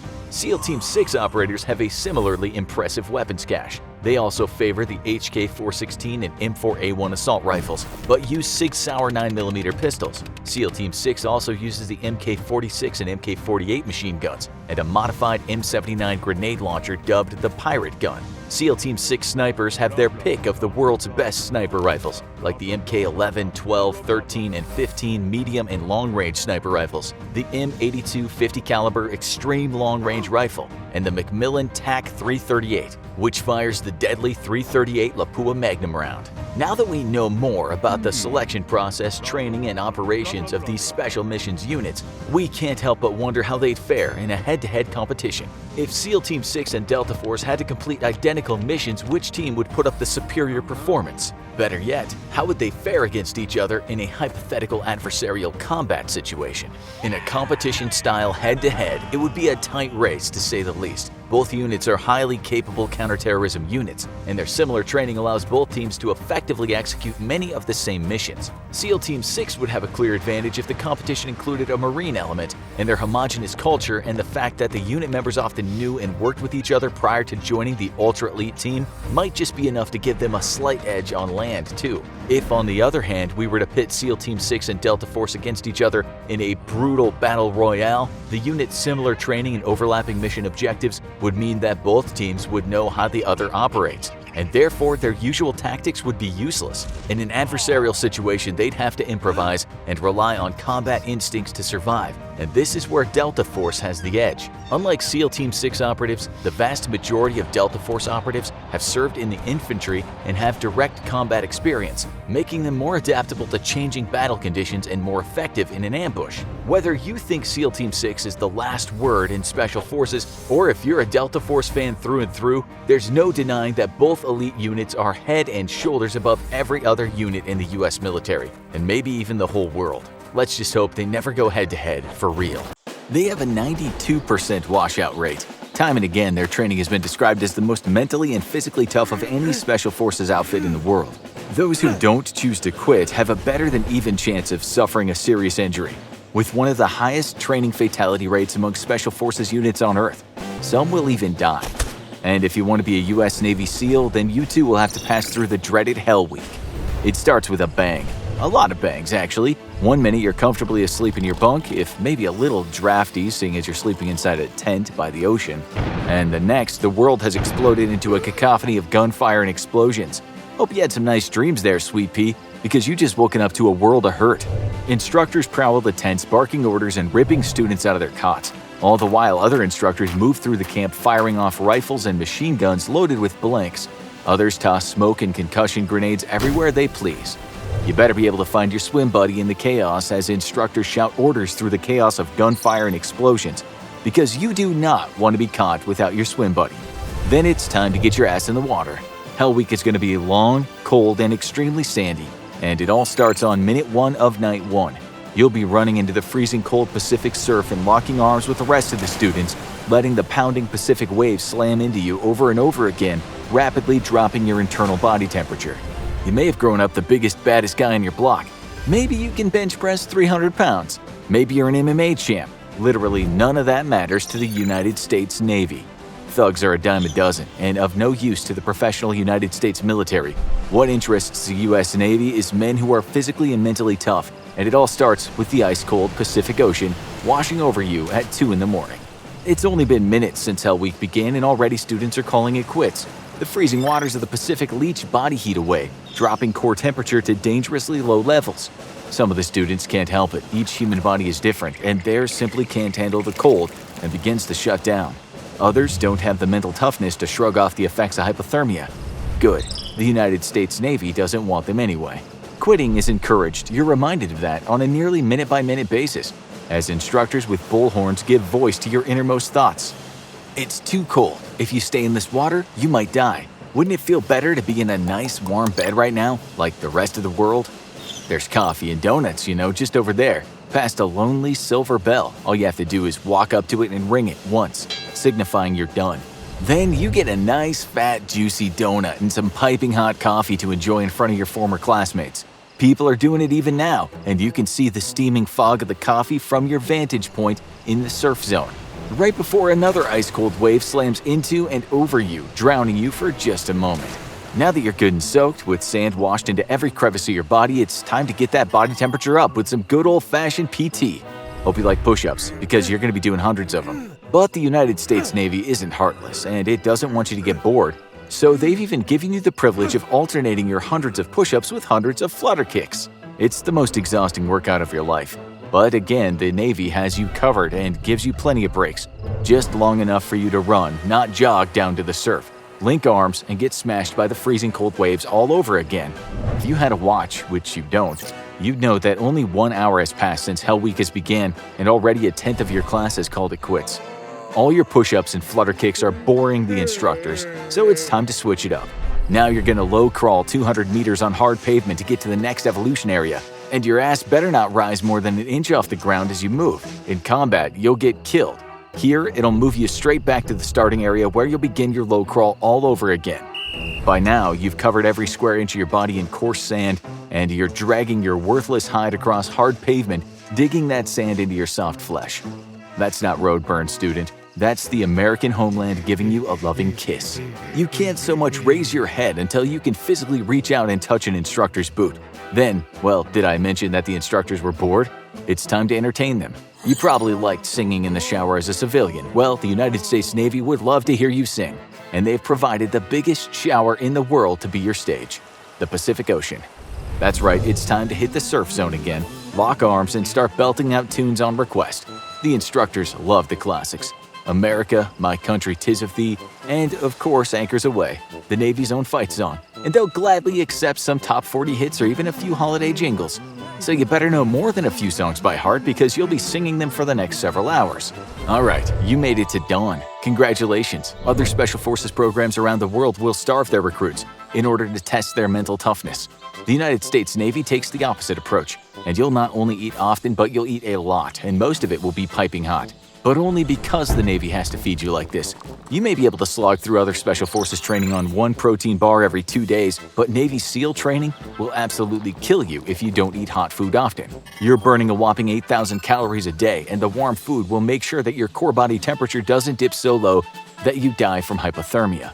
If you've made it to Hell Week, you've definitely done long PT before, but you've never quite done it like this. You and several of your fellow students will be doing log PT for hours. Give your log a name. Get close to your log. Get to know its likes and dislikes, its hopes and dreams for the future. Because you and your team are going to be doing log PT for days. You'll carry your log, you'll push your log, you'll pull your log. You'll jog with your log, and you'll take nice rest breaks holding your log close as the Pacific Ocean's freezing cold waves slam into you over and over again in the surf zone. But the US Navy doesn't tolerate jealousy and other pettiness in its ranks. And all that time you've spent with your log has kept you away from your inflatable rubber boat. So you'll be spending plenty of time with it too. You'll be carrying your boat over your head for hours on end, to the point that friction will actually cause you to lose hair in patches on your head. Hopefully it'll regrow. If not, well, you're not here to look pretty and win beauty contests. You're here to help the United States Navy enforce a free and open world order on the high seas. It doesn't really matter where you run under the boat, go into the middle, and the 200 to 300 pound boat will be constantly pressing down on you. Go to the front or the back, and instead it'll be smacking you in the head as you run, possibly even giving you a concussion if someone on your team isn't pulling their weight. You get exactly 4 hours of guaranteed sleep during all of Hell Week. Because unfortunately, your mind is weak, and the United States Navy has not yet figured out how to operate sailors on an entire week with no sleep. But don't worry, it's a weakness they're working on. If you're smart though, you'll be catching a few blinks of shut-eye literally anywhere you can get it. Finish an evolution before the other teams, your reward is a few minutes of sleep. If the instructors are feeling egregiously generous, you might even get to rest by the fire so you can warm up. Even if you're not smart enough to catch sleep when you can, probably because you're from Arkansas, your brain will try and force it on you. It's your job not to let it do that, because the best way to repeat a training evolution is to fall asleep in the middle of one. By about the third day though, your pathetically weak human brain will start to get a bit buggy, and it's your job to push through the hallucinations of cartoon characters rowing the boat next to you to finish the evolution at hand. That's right, you don't have to carry the boat all the time, that'd be silly. Boats are meant to be on the water after all. So in order to reward your progress through Hell Week, the United States Navy gives you plenty of opportunities for a nice, relaxing cruise through stormy Pacific waves. Of course, you'll be paddling the boat yourself, and you'll be paddling on absolutely zero sleep and waves over 6 feet high for miles and miles at a time. Don't get swept out of the boat and drown, though. That would be incredibly inconvenient for the Navy, and honestly, just plain selfish of you. Hope you like whistles, because you're going to be hearing plenty of them throughout Hell Week. Each instructor carries a whistle, and it doesn't matter what you're doing or what you're carrying, the moment you hear that whistle, you better act. 1 whistle means drop, flat on your face as incoming rounds are on the way. 2 whistles means stop whatever you're doing and low crawl to the instructor through sand, mud, or hard cement. You hear the whistle blow twice, you move, no questions asked. And you don't stand up again until you hear the 3 whistle all clear sign. By now you haven't slept or showered in days, and even before getting to Hell Week, you were probably concerned with personal hygiene. But the Navy's got your back, because guess what? It's time for more surf therapy. Lock arms and lay in that surf. Let Mother America hold you close with her barely above freezing watery embrace, over and over again for hours, until your teeth are clattering so hard you might actually need dental work after training, like many Hell Week graduates. Or you might not even notice. After all, you've been shivering this entire time as your body desperately tries to keep its temperature up so it doesn't die. And make no mistake, this training will kill you. That's why you get plenty of meals, and most of them piping hot. It's a matter of necessity. Because in order to prove that you can join the ranks of the most elite warriors the planet has ever seen, the Navy will put you through a week purposefully designed to bring you to the brink of constant death by hypothermia. It's not the strongest or the fastest or the best sharpshooters who make it through Hell Week. It's the most mentally fit, the most die-hard sailors who refuse to quit even when their body is on the verge of mechanical shutdown. Then and only then can you even begin to officially start your training as a Navy SEAL. That's right, everything you've endured until now hasn't even been a part of your official training. Hell Week actually takes place shortly after you're accepted into SEAL training. It's all been one big test until now, with Hell Week the final exam. So the United States Navy can see if you're even worth the incredible investment in time and resources it'll take to train you as a SEAL. Even after this, there'll be plenty of opportunities for you to fail. You might have made it through Hell Week, and you should absolutely be proud of that, sailor. But that doesn't mean you're anywhere close to getting your coveted Trident pin. You still have months of training ahead of you, along with the dreaded pool competency test, and plenty of opportunities to get washed out of the program. Then, even if you successfully complete all of the training, your instructors may simply reject you at the end of training. The SEAL community is so small that the odds of a new recruit ending up on a real-world mission with one of their instructors are high, and no instructor will accept a candidate they wouldn't gladly fight alongside with, even if they make it all the way to their final day of training without washing out. July 4th, 1776 is the greatest day in world history. Not only is it the day America was born, it's the day freedom was invented. But that precious freedom was hard-won and nearly lost in a bitter revolutionary war that would change the course of world history. What if, to ensure victory though, the United States sent a squad of its most elite soldiers back in time to serve under George Washington himself? How would a single squad of Navy SEALs have changed the course of American and global history? The roots of the Revolutionary War are, as most conflicts, steeped in money issues. At the end of the French and Indian War, the British kicked the French and their croissants out of American territories, known as New France, quickly populating them with English-speaking settlers to secure its hold. Britain was set to rule the New World. But there were a few problems. Most importantly was the fact that securing all that new territory was going to be pretty expensive, and this came at a time when Britain was pretty strapped for cash, despite its status as a global superpower. The biggest problem was that settlers wanted to expand to fertile lands west of the Mississippi River, which now served as a dividing line between British and Spanish possessions in America. This would not only put Britain into conflict with Spain, but the settlers themselves would need to be protected from the Native American tribes who had unknowingly, illegally inhabited European-claimed territory for thousands of years. Establishing an exhaustive system of outposts and garrisons to secure the frontier cost more money than Britain was willing to spend on the colonies, and thus it enforced a royal proclamation that refocused all expansion into Nova Scotia and south into Florida, territories already firmly in British control. There was just one problem: Nova Scotia is cold as hell, and Florida is, well, it's Florida, so naturally settlers didn't want to move to either region. Instead, they wanted the fertile valleys and the plains west of the Mississippi. Encroachment proved impossible to prevent, forcing Britain to create garrisons along the frontier, which it funded directly by taxing the colonies themselves. The colonies chafed at the idea that they should have to pay taxes for something they fundamentally disagreed with, and after the heavy taxation to support the 7 Years' War against France, they expected fewer taxes, not more. To make up for the heavy cost of the 7 Years' War, the British expected the colonies to fund their own defense, and to add a little on top for good old King George by enforcing custom duties in American ports. The Sugar Act, Molasses Act, and Stamp Act all proved wildly unpopular with the colonists, culminating in the Boston Tea Party, where $1.7 million worth of tea was dumped into the Boston Harbor. Ultimately, this open revolt would lead to a series of events culminating in the Declaration of Independence, when the colonies told the world they had a right to self-rule and to measure things with anything but the metric system.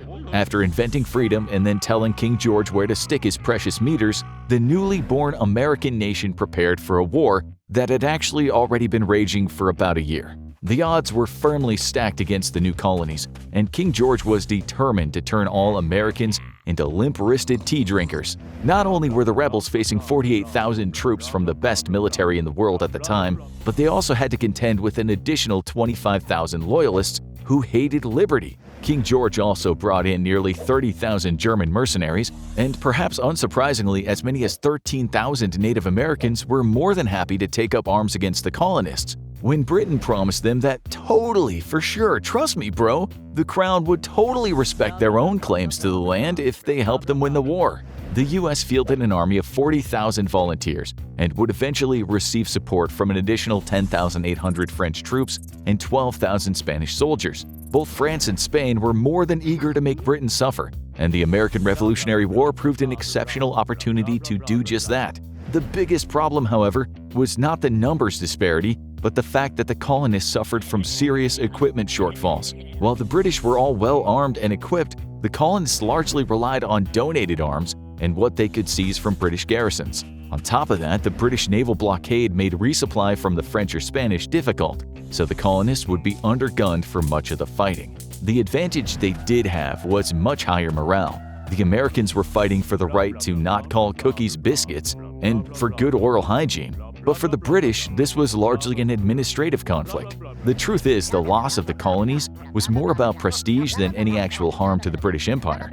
The Americans had proven themselves absolutely difficult and annoying to rule, arguably costing the crown more than the value it got back in return. Thus, despite having the military advantage, Britain would inevitably decide the return on investment simply wasn't worth it. And if the colonists wanted to make firearms the leading cause of death amongst children 18 and younger, then so be it.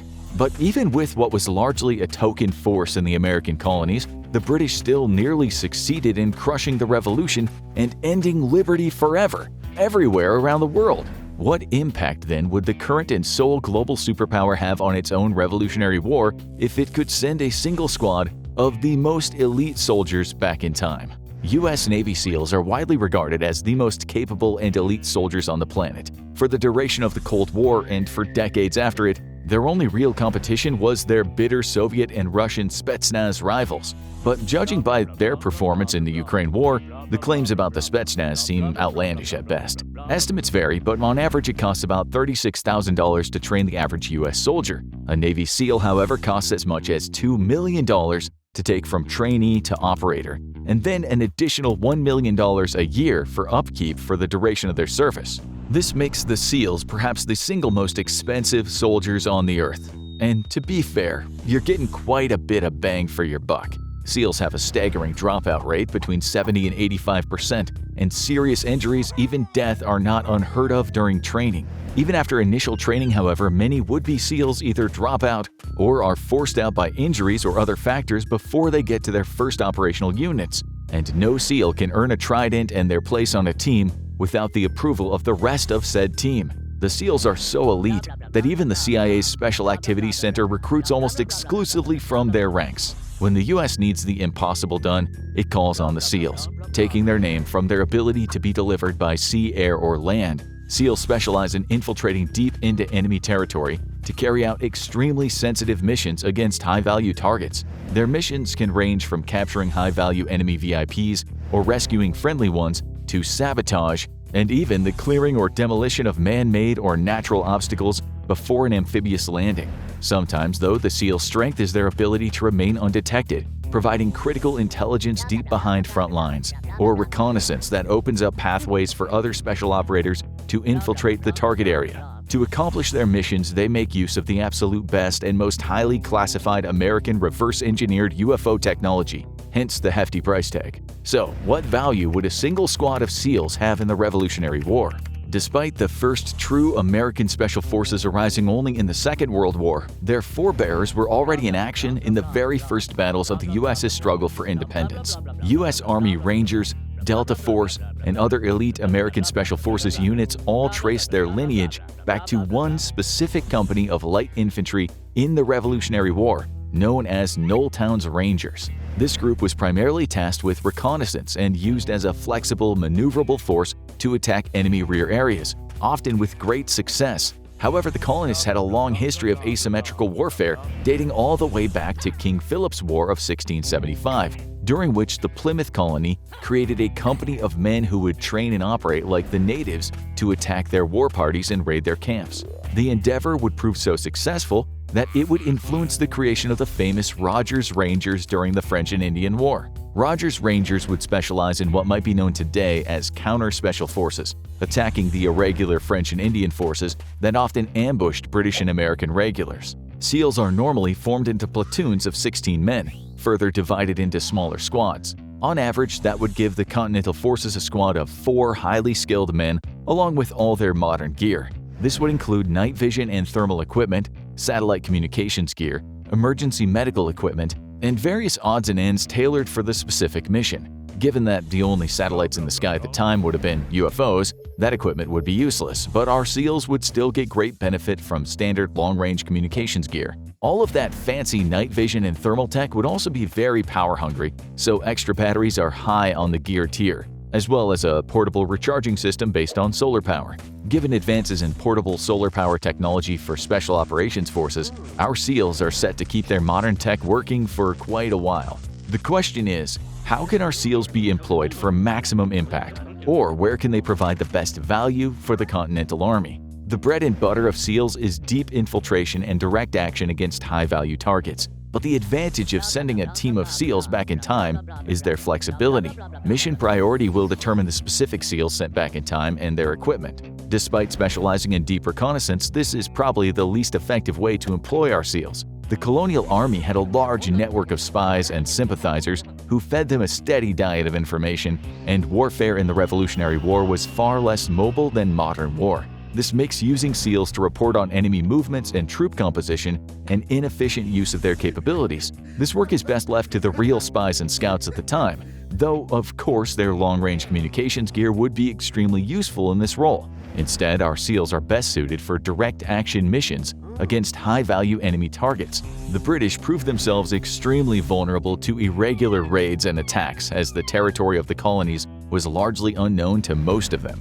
At the time, America was still pretty wild, largely free of large urban settlements with a healthy population of Bigfoot and other wild animals. The British would often be forced to move their troops through thick wilderness to reach their destination. With almost zero regard for irregular warfare, this often made them extremely vulnerable to American Rangers and other forces who specialized in quick hit-and-run attacks. Even with just 4 SEALs, though, the impact they could have would far outstrip anything the colonists could hope for. Armed with weapons like the HK-416 carbine, with a 40mm grenade launcher slung underneath, and the MK-48 machine gun, our SEALs are packing as much firepower on their own as a significant portion of any British force they face, and they would be able to deliver that firepower from ranges that far exceed anything the British could hope to counter. Even brief ambushes by a pair of MK-48 gunners backed up by 40mm grenade fire from their 2 teammates would exact an extremely heavy toll on marching British forces, with our SEALs disappearing into the wilderness before any sort of counterattack could be organized. Then there's the ability to simply delete high-value enemy personnel through the use of long guns. The Macmillan TAC-338 carried by a SEAL sniper can reach out and touch someone at a range of over 1,600 meters. If the US felt like trolling the British Redcoats, they could send a SEAL back in time with the M82 50 caliber anti-material rifle. Despite there being literally no target worth using a 50 caliber sniper rifle on, the sight of British officers having their chests imploded from over a mile away would be hugely demoralizing to enemy forces and destabilizing to the war effort at large by the elimination of highly trained British officers, something the Americans were already doing with their own far less effective snipers. But as much fun as it would be to see SEALs carrying out ambushes with fully automatic weapons and grenade launchers, even this is probably not the best use of their talents. Instead, our time-traveling SEALs can be put to far greater use by never firing a gun in the first place. One of the biggest hurdles to the revolutionary struggle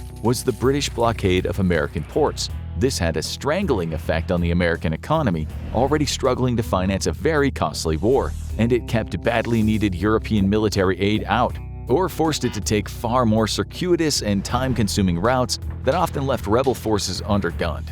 Like their animal kingdom counterparts, SEALs love the water, and destroying high-value targets in water is basically a wet dream for any SEAL. The first specialty of any Navy SEAL is underwater demolition, and it's why the service's ancestors existed in the first place during World War II. Armed with a variety of limpet mines and other explosives and personal underwater mobility devices, our SEALs could easily infiltrate out to British ships sitting at anchor completely undetected and attach demolition charges or mines to their hulls. Then it's as simple as returning to shore and watching the fireworks. Even more than eliminating enemy VIPs or mowing down rows of redcoats with modern machine guns, the sinking of very expensive warships would be a critical blow to the British war effort. With France joining the war in 1778, the British Royal Navy was in a crisis, and it could no longer afford to concentrate its naval forces on the conflict in America. The French had already begun to wreak havoc across vital British trading lanes in the Caribbean, and now there was a pressing need to secure home waters and other vital trade lanes abroad. The surrender of Lord Charles Cornwallis at Yorktown in October 1781 is largely seen as the nail in the coffin for the British effort to make Americans drive on the wrong side of the road. The truth, however, is that naval defeats at the hands of the French had already decided the outcome of the American Revolutionary struggle. Our SEALs could hasten that inevitable end by targeting British warships earlier in the war and systematically sinking them one by one. Even while far from shore, SEALs could reach their targets under the cover of darkness, using quick, agile sloops, and then diving from them a few miles away. Personal underwater mobility equipment would power them all the way to their target and back again for pickup. The only time British ships wouldn't be vulnerable was when at sea or on the move, but they could only stay away from ports and coastal waters for so long before needing resupply, making them vulnerable once again. The loss of multiple high-value warships would be a devastating military and economic blow to the maritime British Empire. It would also open up American ports to friendly shipping, but even more importantly, rather than win the war on its own, it would likely invite France to join the effort far sooner than they did, and with far greater effect. A platoon of U.S. Navy SEALs gathers around the sparse cover at the base of a hill. The commanding officer receives a last-minute transmission and turns to his men with a grave look on his face. Despite being in almost constant action for the last 4 days and with only 4 hours of solid sleep to each man, the orders are in. The SEALs must take the hill. Leaving it in enemy hands would endanger friendly forces elsewhere. With grim determination, the SEALs check and double-check their equipment. They've got a job to do, but as the attack kicks off, the weary men are in for a shock for what awaits them. Machine gun rounds whiz over their heads as artillery drops just meters away. The ear-deafening explosions make them lose track of where they are or where they're going to. The smoke burns their eyes and blurs their vision, but that will not stop them from reaching the enemy position on the hill above. The only problem is getting there. To do so, they must crawl through hundreds of yards of mud and barbed wire, sometimes sinking all the way up to their neck in dirty water or mud. And if that was not enough, they must crawl through over 100 feet of piping filled with muddy water and possible snakes to get through to the other side. But even if they survive the hundreds of yards of fire-swept barbed wire fields and muddy ditches they must crawl through, the final obstacle is a rope bridge they must cross under fire and ensure that no man is left behind. Despite all these challenges, the men persevere and take the hill with no casualties, the unseen enemy retreating before they could engage in the close combat the SEALs desperately wanted. While this scenario might come straight out of a war movie, it's actually based upon the culminating event of Basic Underwater Demolition School, or BUDS, Hell Week. It's a testament of their combat training so far and incorporates lessons learned from the entire week, while teaching the aspiring SEALs that even when they're the most tired, exhausted, hungry, and weak, the most will be expected out of them. Combat is unforgiving and does not care what they've already gone through. Even though the scenario sounds intense, it actually is just a very small piece of what actually goes on at BUDS. Throughout the 7 months, the trainees, affectionately known as tadpoles by their instructors, attend one of the most difficult training programs on the planet. From day one, SEAL instructors are looking to maximize attrition, and for good reason. There's a high probability that today's trainee could be serving alongside an instructor tomorrow in an active duty SEAL team abroad. So while their methods might seem intense, out of the ordinary, or downright sadistic, they all serve the common purpose of crafting some of the world's finest warriors and ensuring those that do not want to be there quit. While that event might seem tough, the entire process from beginning to end is meant to find each trainee's limit and then exceed that every day. Before training even begins, all prospective SEAL candidates must attend what's called INDOC. INDOC is a 5-week precursor to BUDS that each person must pass just to begin training. It's here that candidates receive their first taste of the SEAL community. Their days are long and regimented, usually starting at 5 o'clock in the morning and ending 12 hours later. During those 12 hours, they're constantly being pushed physically. Whether it's group runs on the beach wearing boots and oots, also known as camo pants, doing group exercises, swimming for hours in the pool, basic diving, or tackling in the obstacle course, the instructors unleash a full barrage of training to get the most out of their students. While those might sound easy at first, the instructors have a way of making even the simplest of tasks impossibly difficult. For instance, as a part of their swimming qualification, students must learn the practice of downproofing. The purpose of this is to expose students to a variety of controlled in extremis, Latin for the point of death, situations to see how they react. Students must also be able to get to the surface safely if any of their gear fails while on a mission in the water. There are a couple of ways to do this, and one of the most common is having students tie their feet and hands together, then jumping into the pool to free themselves before they pass out. Another way instructors place students in extremis is by purposefully pulling off their diving equipment while in the pool, and then watching as the student clears and replaces it back in working order. Useful for sure, but definitely not for the faint of heart.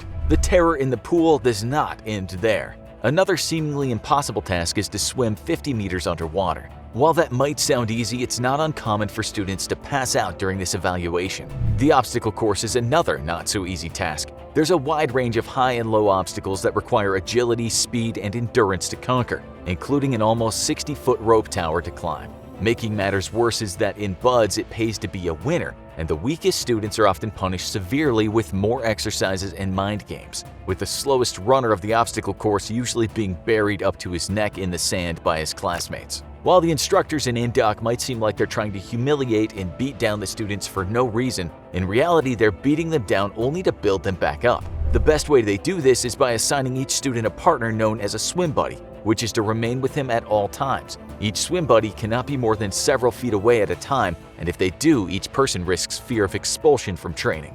This selfless devotion to another is the beginning of creating a coherent team. By indoctrinating students now that at the end of the day all that matters, no matter how tired, stressed, or in pain they are, is the person beside them, only then can they truly begin to grasp what it means to work in a team.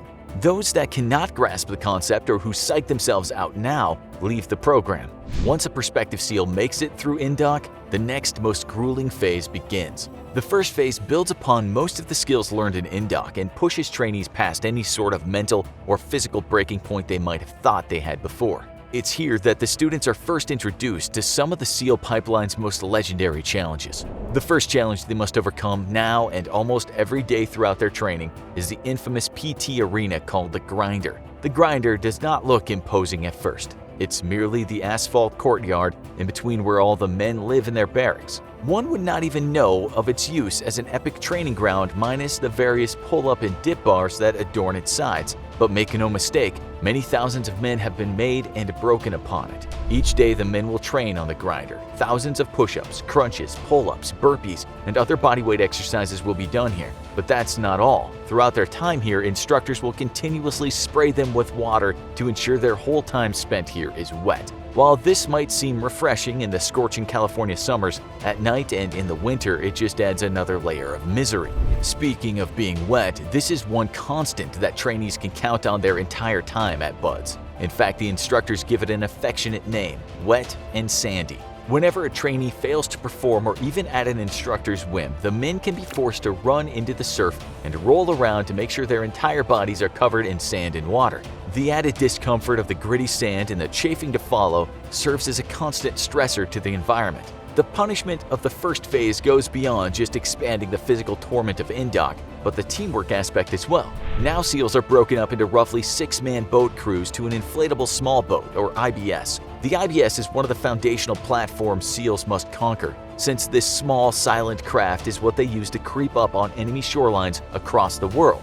The IBS weighs several hundred pounds, and once seawater and sand are factored in, it feels like it weighs a ton since it's required to be carried over their heads wherever they go. The boat team is expected to work together to accomplish tasks. Those that perform well are usually rewarded with extra rest or warmth, while those that fall behind will face a variety of punishments from before, as well as a new one, rock portage. The beaches of Coronado are adorned with hundreds of rocks that jut out menacingly into the shoreline. Often as a punishment or at the direction of the instructors, boat crews are forced to row into the waves by these rocks and get smashed into them as the undertow flips their boats in the air. The punishments here go far beyond just physical though. For those that fall behind or fail to complete the events on time, they're assigned to what's called the Goon Squad. The Goon Squad is the slowest and lowest performing group of candidates in a class. These men are singled out for their extra remediation and punishment workouts that slowly suck their resolve. Here, men are usually forced into a downward spiral since the extra time it takes to complete these workouts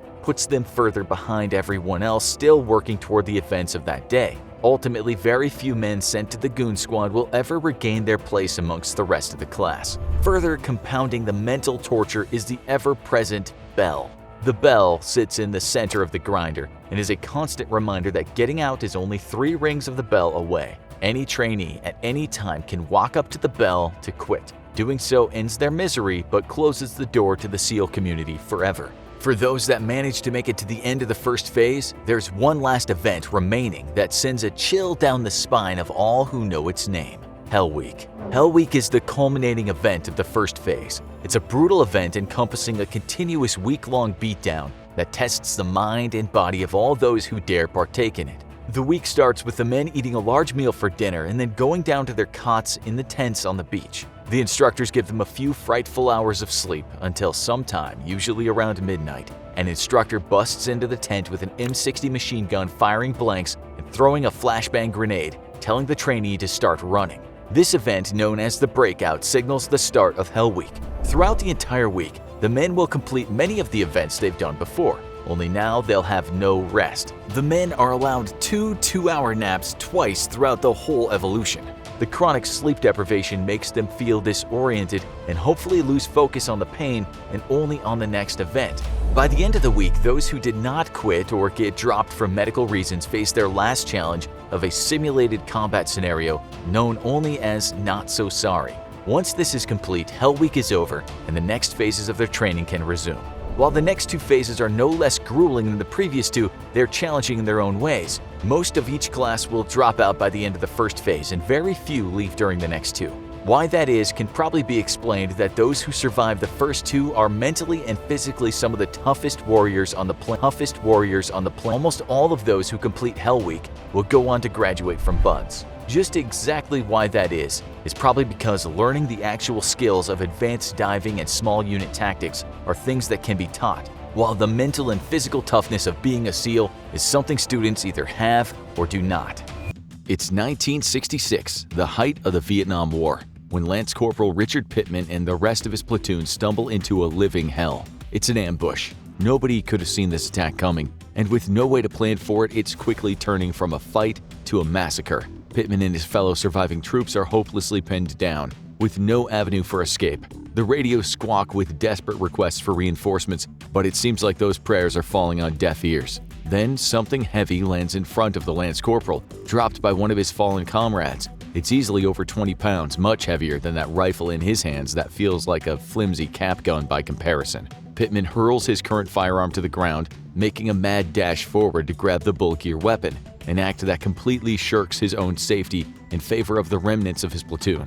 He hoists the bulky weapon off the ground with all of his strength and squeezes the trigger. Bullets spew from the barrel at a rate fast enough to send over 500 rounds toward a target in a single minute. As he feels the immense kick of the recoil sending the weapon stock shuddering back, connecting with his own body, Pittman realizes why the rest of the boys took to calling it the Pig. Mere minutes and a hail of bullets later, 2 of the enemy's machine gun posts had been destroyed single-handedly by Pittman and the Pig he was now carrying. No time for celebrations, however, as before long the explosions of mortar fire rock the area around him, and the Lance Corporal is forced to haul all 23 pounds of the weapon in his hands as he makes a break for cover. Nearby, some of his fellow Marines are wounded, and he races over to them only to be met with an oncoming attack of around 40 enemy soldiers charging at their position. Taking up the Pig again, Pittman opens fire. The machine gun chews through the belt that feeds bullets into it, raining empty casings as it sprays wave after wave of oncoming attackers. But before long, the Pig is running on empty, and Lance Corporal Pittman is forced to drop the heavy weapon. Grabbing a firearm from one of his comrades and clearing the area with a grenade, Lance Corporal Pittman kept up the fight while dragging the wounded troops to a position with better cover. Pittman near single-handedly thwarted an enemy attack that day and was awarded the Medal of Honor for saving the lives of his platoon. But he didn't exactly do it alone. Lance Corporal Pittman had a little helping hand from a weapon that's seen plenty of action over the previous 66 years. Nicknamed for its bulky size and appetite for eating up ammunition, this not-so-little piggy has served with almost every branch of the United States military, and to this day, it's still used by the armed forces of multiple countries around the world. Say hello to the M60 machine gun. The M60 may have started to see action when it was first deployed in 1957, but it actually began its life much earlier in the late 1940s, in the wake of the Second World War and a victory for the Allied forces over Nazi Germany. The US Army was looking for ways to incorporate weapons that were similar to certain weapons that the German Army had used during World War II. Many of these offered troops flexibility in how their weapons were used on the battlefield, and it was this that the Allies, especially the US, sought to incorporate into their own new weapons, most notably the FG-42 automatic rifle and the MG-42 general-purpose machine gun were two pre-existing German weapons that directly influenced the design of the M60. Although the use of light machine guns on the battlefield hadn't been a recent innovation, having been used since the introduction of the Danish Madsen in the early 1900s, the M60 was intended to be a crew-served weapon. That means that it and other weapon systems like it would be operated by a crew of 2 or more individual soldiers. Each member of the crew would perform tasks that enabled the weapon itself to run at maximum operational efficiency. In the case of the M60, the crew operating it would consist of 3 members. First and foremost, there would be the gunner, as you can imagine, the person responsible for aiming and firing the weapon. They would also be responsible for carrying the M60 and, depending on their level of stamina, between 200 and 1,000 rounds of ammo. Alongside them would be the assistant gunner, whose job it was to carry spare ammunition and a spare barrel. The M60's barrel could be quickly changed out in the event of a jam or overheating. The assistant would also reload the M60 once it ran empty and spot targets for the gunner. Then thirdly, the remaining member of the crew was to be the ammunition bearer. They would also be responsible for bringing additional ammo of their own, along with a tripod, should the M60 need to be mounted for stability. However, one of the key elements of the M60's design was that it was also intended to be fired accurately from the shoulder, at least at a short range. This was a feature that during the weapon's development was carried over from the pre-existing M1918 Browning automatic rifle, or BAR. Given the size, weight, and bulk of the M60, it could also be fitted with an integral bipod, which are 2 legs at the front of the weapon that can fold under the barrel and when extended can bear some of the weight to help stabilize the machine gun. Now, the question you might be pondering is, if the US Army had access to existing weapons that their M60 was derived from, why go to all the trouble to manufacture their own version in the first place? Well, it largely came from a requirement all the way from the United States Congress. This gave preference to weapon designs that came from American arms manufacturers. Primarily so, the US couldn't incur licensing fees for the use of foreign-designed and manufactured arms, like the aforementioned MG-42. Additionally, Congress also wanted their military to be seen supporting US firms, so the decision to develop and adopt the M60 largely came about due to it being an all-American light machine gun. The M60 was first introduced and deployed in 1957 and incorporated various features of the earlier weapons that inspired its design. Perhaps its most distinctive feature was that it was a belt-fed machine gun that incorporated disintegrating links. Now, don't worry if those words all sound a bit too confusingly technical, we'll explain what we mean. A belt-fed weapon, or one that uses an ammunition belt, is any firearm that's fed ammo cartridges that are strung together. This is typically seen in a lot of rapid-firing automatic weapons, with the ammunition belt either feeding into the weapon freely or packed into a belt container that allows for more portability. The reason this is done, as was the case with the M60, is to minimize the impact that the weight of the ammunition had on the operational efficiency of the weapon. After all, carrying around one of these is hard work, especially without the other 2 members of the crew present. No soldier armed with an M60 wants to be weighed down by the bullets. The belt-fed ammunition of the M60 also allowed the machine gun to have a higher rate of continuous fire without the need to frequently change magazines. The specific ammunition fired by the M60 was the 7.62 by 51mm NATO cartridge, bullets that were commonly used in larger rifles. These cartridges would be strung together in a belt of what were known as M13 links. This is a designation given to a particular type of ammunition belt, sometimes referred to by the US military as disintegrating links. These were specifically designed to bind 7.62 by 51mm NATO cartridges together, and so the M60 was designed with this in mind. Whereas some older designs of links were connecting cartridges to each other at the neck, the links holding the M60's ammunition were intended to disintegrate after firing each shot. Well, not literally turn to dust, but come apart in a way that meant there was no excess weight of an empty ammo belt to carry. Each round fed into the M60 would be contained in one of those links. A semicircular loop holds the main body of the cartridge casing, while 2 small arms connect 2 similar loops that hold the next round in the belt. As the trigger of an M60 is pulled and the weapon is fired, the cartridge is pushed out of the links as the bolt of the machine gun goes forward. Within the internal mechanism of the M60 is what's known as a feeding pawl, which pulls the belt to the right, bringing the next round into place, ready to be fired. Meanwhile, the expended bullet casing is ejected out of the right side of the weapon. Thanks to the design of the disintegrating belt, the now loose link that held the previous round comes apart and is also ejected along with the empty casing. By the time the M60 saw its first ever deployments, the United States was already well into the second year of the Vietnam War. Many of their units were issued M60 machine guns, and these new weapons would often play decisive roles in the fighting. Before long, M60s were mounted on vehicles of every kind. The whole U.S. military arsenal had been kitted out with these shiny belt-fed killing machines. Everything from choppers to tanks, trucks, and even boats had an M60 fitted on it, as the light machine gun was used in every conceivable way it could be. M60s were set up on tripods in fortifications to defend areas from attack, while U.S. troops wore belts of its ammunition draped over their shoulders in order to carry the heavy ammo and keep their hands free to use and operate the weapon. Soldiers came to appreciate how well the M60 handled, along with the mechanical simplicity of its design, which made it easy to maintain and repair in case of damage. The newly deployed machine gun saw its widest ever use among the U.S. infantry during the Vietnam War. However, it was far from a game changer for the U.S., whose forces would ultimately be forced to evacuate from Vietnam in 1973. Despite the effectiveness of the weapon in combat, the M60, along with a lot of other American weapons, wasn't well suited for the tropical climate and the harsh conditions of Vietnam.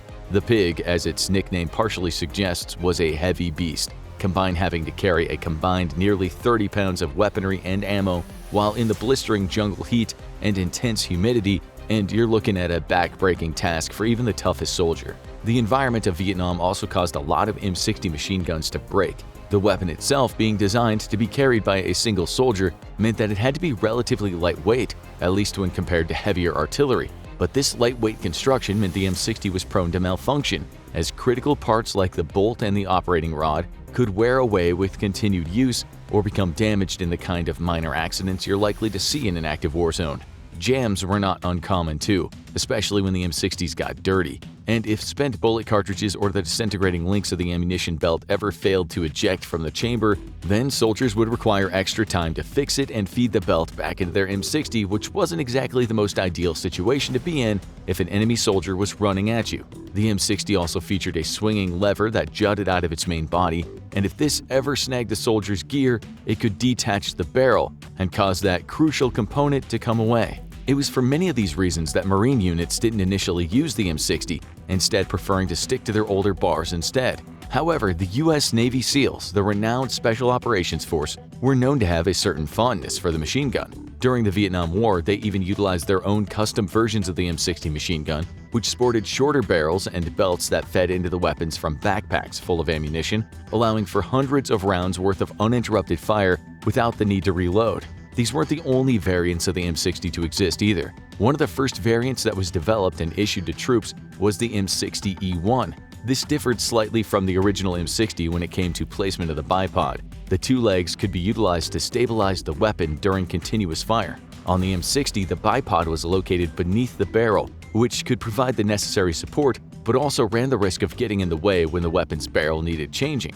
The M60 operator's manual recommended that soldiers perform a barrel change every 10 minutes, and during an engagement, a few seconds where that action is interrupted by the bipod being in the way could have made a crucial difference. So the M60E1's bipod was moved to the gun's gas tube, making these quick changes slightly easier. Later versions included the M60E3, which instead had its bipod mounted on the weapon's receiver, and it came with an ambidextrous safety switch and was overall 5 pounds lighter than previous iterations of the M60. However, this lighter frame and the M60E3's skinnier barrel meant this version was more prone to overheating and breaking. Eventually, while there's still some continued use of them today, the M60 would come to be replaced in the US Army by a pair of newer light machine guns. One of these is the M240 machine gun, first introduced in the 1970s. Comparably, this weapon was heavier than its predecessor, however, thanks to its improved design, it was considerably more reliable. The other was the M249 Squad Automatic Weapon, or SAW,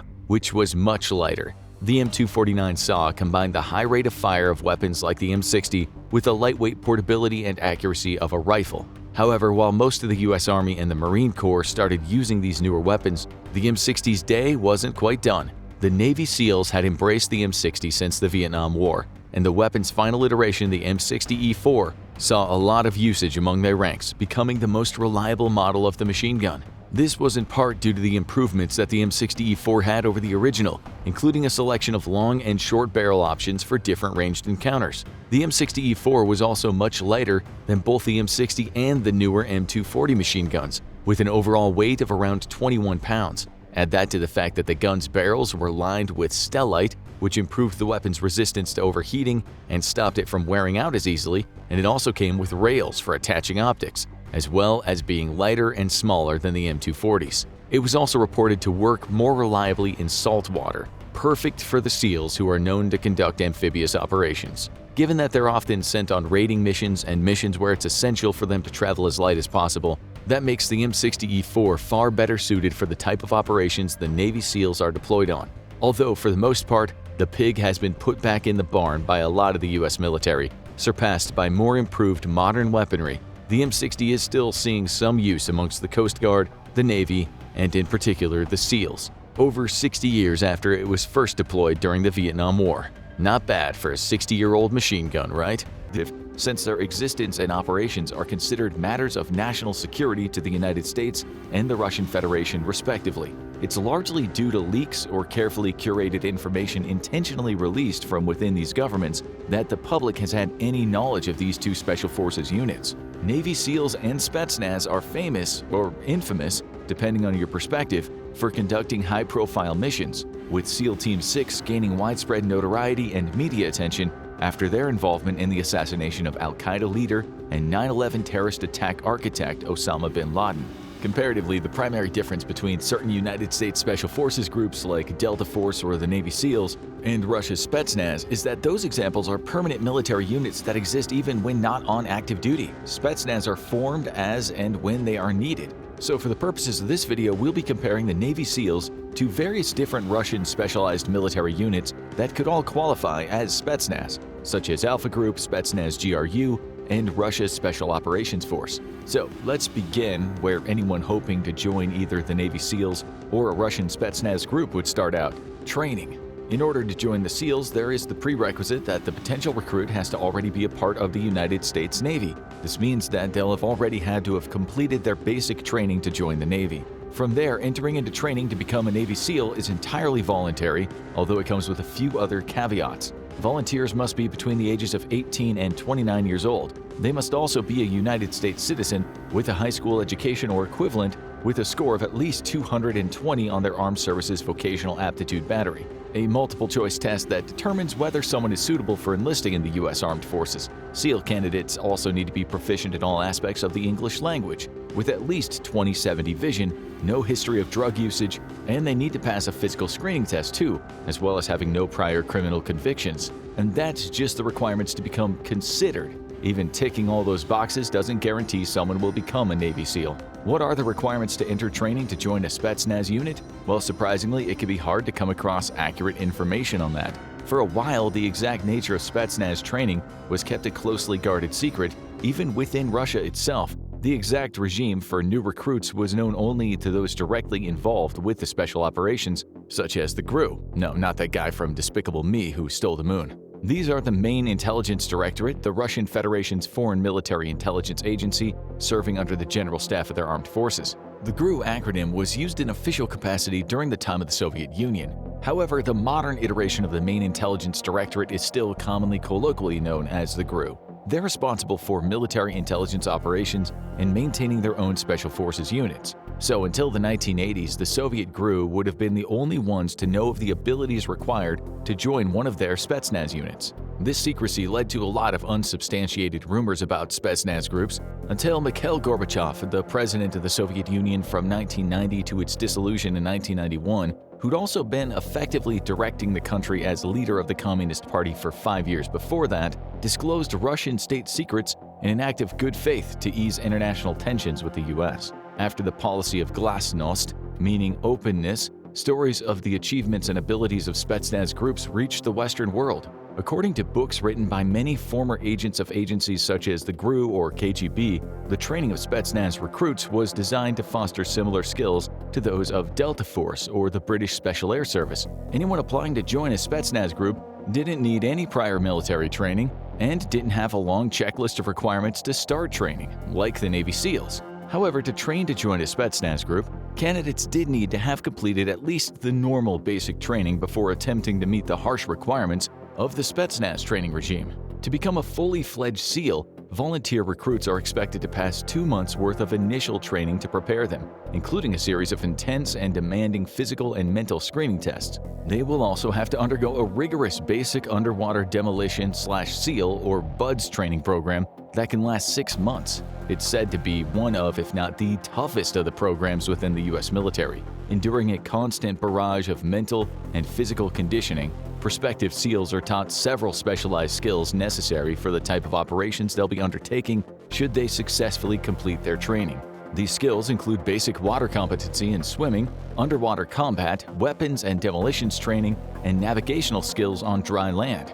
The BUDS program also includes the infamous Hell Week, a 5-day stretch wherein each candidate for the Navy SEALs is subjected to extreme physical exertion at an almost constant rate. Around the clock, recruits are in an almost constant motion, only permitted around 4 hours of sleep in the entire week. That's not 4 hours per night, it's 4 or 5 hours over 5 whole days, while the rest of the time they are either running, swimming, paddling, carrying boats on their heads, doing sit-ups, push-ups, rolling in the sand, trudging through mud, or paddling aboard boats. If that sounds like a lot to go through, it is, proven by the fact that only a quarter of every class of Navy SEAL candidates will successfully complete their BUDS training. Even then, it's still not over. Recruits for the SEALs are then further trained in tactics focused on working as a part of a small unit, parachuting, and operating in icy weather conditions. Making it through all that earns the recruit their trident, the official symbol of the U.S. Navy SEALs. After that point, they're assigned to a team of 16 fellow SEALs, wherein they will undergo several more months of advanced training. And training to join a Spetsnaz group is hardly a picnic either. Russian Special Forces training is as infamously brutal as that of the SEALs, if not more so. With these Spetsnaz training regimes, it's all about escalation. The pressure placed on each potential Spetsnaz candidate is set to exponentially increase, and as it does, so does the pain involved. Each soldier undergoing this regime is pushed to their maximum threshold, not just for physical pain, but mental and emotional anguish as well. Once they reach the absolute limit of their tolerance for all of these, the goal of the training is to push them even further beyond that limit. The exact activities employed in the training can vary slightly, depending on which branch of the Russian military or which of the intelligence agencies is training recruits for potential deployment into a future Spetsnaz group. Remember, Spetsnaz are formed as they are needed, so completing training activities doesn't mean a candidate just slots into the roster of an existing unit. Some examples of known parts of the training regime are assault courses. If you've ever gone to an outdoorsy summer camp, not necessarily even a military-adjacent camp, then you might have even tried one for yourself. They can be challenging, but not impossible to complete, right? Now try to imagine doing an assault course while being shot at with real bullets, not blanks, not BBs or paint. Spetsnaz candidates are put through live fire assault courses as part of their training. To be fair, the U.S. Special Operation potentials often face similar challenges. Other physically demanding activities they're put through include martial arts instruction with the use of real blades. This has often led to many recruits suffering permanent injuries from just their training alone, ranging from minor non-fatal stab wounds to full-on flesh wounds. Now, skills in hand-to-hand combat aren't much use when your opponent is wielding a firearm, a knife, or even just has a blunt object like a simple rock within reach. But the idea behind Spetsnaz candidates training in hand-to-hand isn't so much for them to implement these skills in battle. It's done more so to instill a sense of physical and mental discipline so that when an enemy opens fire, these future Spetsnaz operatives can ignore the flight part of their natural fight-or-flight response and head toward danger instead of running away from it. Much like their Navy SEAL counterparts beyond general combat training, these Spetsnaz hopefuls are also taught specific skills to the types of missions they engage in. This means learning infiltration methods for covert operations where they might be required to go undercover, such as sabotage, assassinations, and reconnaissance missions. This includes learning foreign languages and receiving training in cultural acceptance to allow these candidates to better blend in with the public of whatever country they're conducting their operations in. They're also taught how to bypass locks and utilize silent kill techniques, as well as parachuting and survival training for long durations in harsh environments. One of the core differences between the Navy SEALs and the various Spetsnaz groups is their purposes, which is reflected in their training. While there is some overlap, the SEALs are primarily deployed on small unit special operations missions in various environments. Given that they're a naval unit, this includes missions that require amphibious warfare, which is fighting in or near bodies of water. However, they also engage in direct raids or assault missions on enemy targets, capturing or killing high-value individuals, and gathering intelligence behind enemy lines, among other tasks like sabotage and demolition. This can occur in not just waterfront locations, but also in jungle, urban, Arctic, mountainous, and desert environments. Meanwhile, the primary purpose of Spetsnaz teams is to directly or indirectly support other parts of the Russian military, either by assisting them in combat missions or conducting special operations. Their training prepares them for covert operations, which often call for close-quarters combat and more unconventional forms of warfare, whereas the various SEAL teams report to a Navy commander who oversees the rotation and operations of the currently active SEAL platoons. Spetsnaz units are subject to a different chain of command structure. Since Spetsnaz is a part of whatever military or intelligence group formed it, they operate under the command of that specific arm of the Russian armed forces. A common misconception about Navy SEALs and Spetsnaz operators is that they're intended to be able to do everything and anything. The same can be said of almost all special forces across the world. Some believe they're expected to be capable of any and all specialized skills, every conceivable combat style, and are masters of utilizing any firearm imaginable. But these soldiers aren't superhuman, nor are they the kind of action heroes you might expect to see in the John Wick movies. Special forces are about specialization, not about being more than human. Both individual SEALs and Spetsnaz will have their own tasks and unique skill sets. Individual team members may be designated as medics, marksmen, or any number of other roles. Working together, though, the team becomes an elite fighting unit. While SEALs are generally trained to have broader capabilities ranging from reconnaissance to direct action and counterterrorism, Spetsnaz units are typically tailored for specific tasks and made up of personnel with that specific training. There are also various Spetsnaz groups specializing in missions on the front lines. Normally, they're tasked with destroying enemy strongholds and utilized in larger numbers as assault infantry. According to interviews with ex-Spetsnaz commandos, one of their tactics is to send a detached force to carry out an initial strike from the flank. These troops will deliver a quick blow, then move out, either on foot or by vehicle. The operational philosophy for Spetsnaz is always the same: get in and then get out as quickly as possible. Inversely, the Navy SEALs aren't a unit designed to partake in frontline combat. That's often reserved for larger conventional forces such as the infantry divisions of the U.S. Army. Special forces like the SEALs shouldn't be anywhere near the front lines during combat. Their role is to conduct operations behind enemy lines. In some cases where such forces exist, they will assist in training local militants to fight against an enemy, occasionally leading them in smaller assaults, but never fighting head-on with the conventional military. The Navy SEALs are highly effective in reconnaissance operations on a battlefield and other methods of preparing infantry for entering that space. Their other typical small unit missions are counterterrorism operations, which consist of actioning strategies to defeat potential terroristic threats. This is another way in which the SEALs and Spetsnaz groups are similar, as they exist to accomplish a lot of the same goals as each other on behalf of their countries. It's more so the specific ways they function that tend to differ, and the specific ways they conduct their operations. Another similarity that's also a difference is how these two forces are armed. Both of them are provided with some of the most impressive and deadly weaponry available to them, but it's their specific choices of arsenal that are different. When it comes to outfitting special forces, their gear is all specially selected depending on the tactics required for an operation. Factors like whether or not a weapon needs to be silent, if an enemy target will be far away or in close quarters, and whether a mission is taking place during the day or night, to name a few.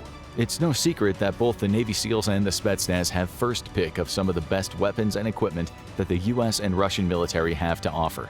Starting with the Spetsnaz groups, it's long been rumored that they've trained with and utilized a piece of equipment known as a ballistic knife, which could fire its blade directly into an enemy's chest. This has since been revealed to be propaganda on the part of the United States, intended to add to the Red Scare and fuel the American public's fear toward Russia.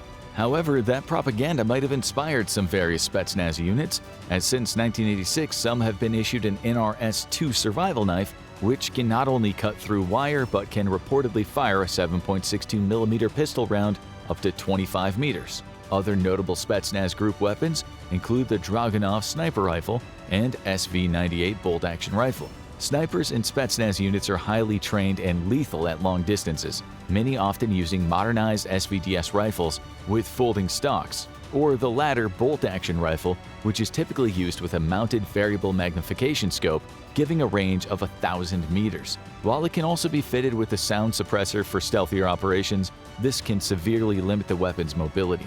This is why the VSS Vintorez sniper rifle, a silent assault rifle, is a Spetsnaz favorite, especially during missions that require a great deal of stealth. Despite being initially developed in the 80s, this weapon still sees widespread use today among Spetsnaz operators. Additional weapons in the Spetsnaz arsenal are the AS-Val assault carbine, a silent 9mm assault rifle capable of firing subsonic rounds. Yes, that means each bullet travels slower than the speed of sound, making it perfect for silent missions. There's the AK-74, a standard-issue weapon for Russian soldiers used by Spetsnaz and regular troops.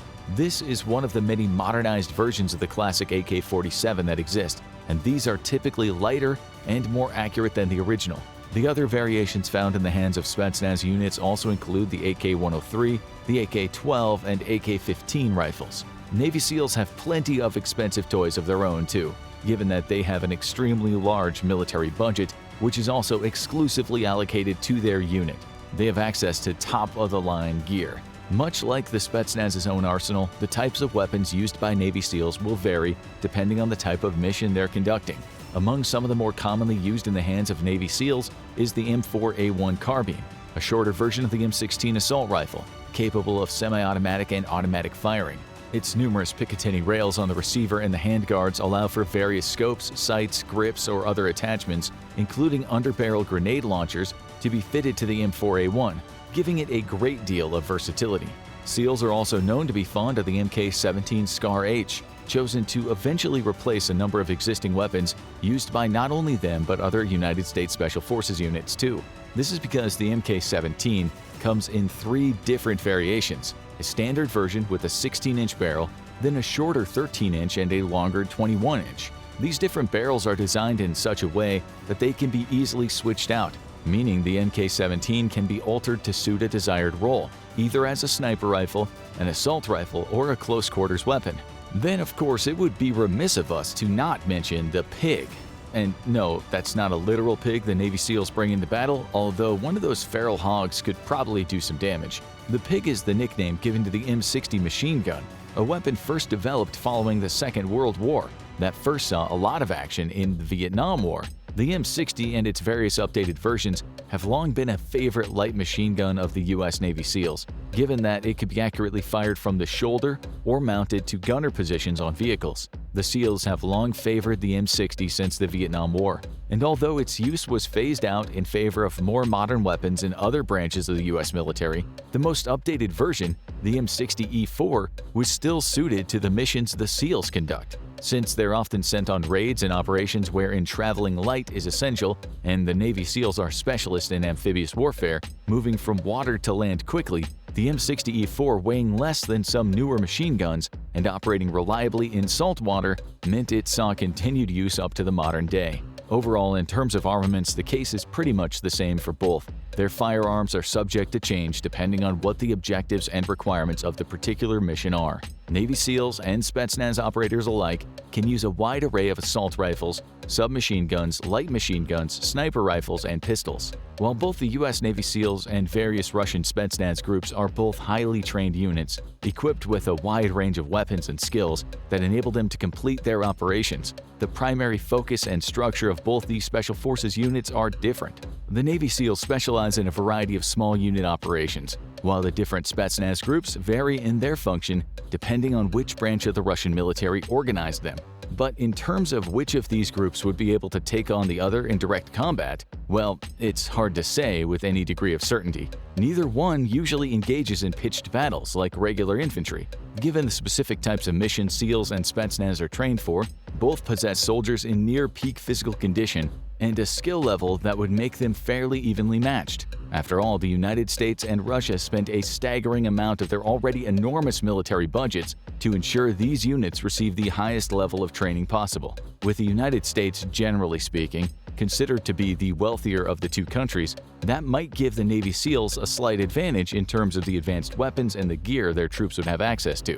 But given the similarities in skill sets and training received by them and the Russian Spetsnaz operatives, any slight differences in gear would almost be negated. Both have access to weaponry that's among the deadliest currently available.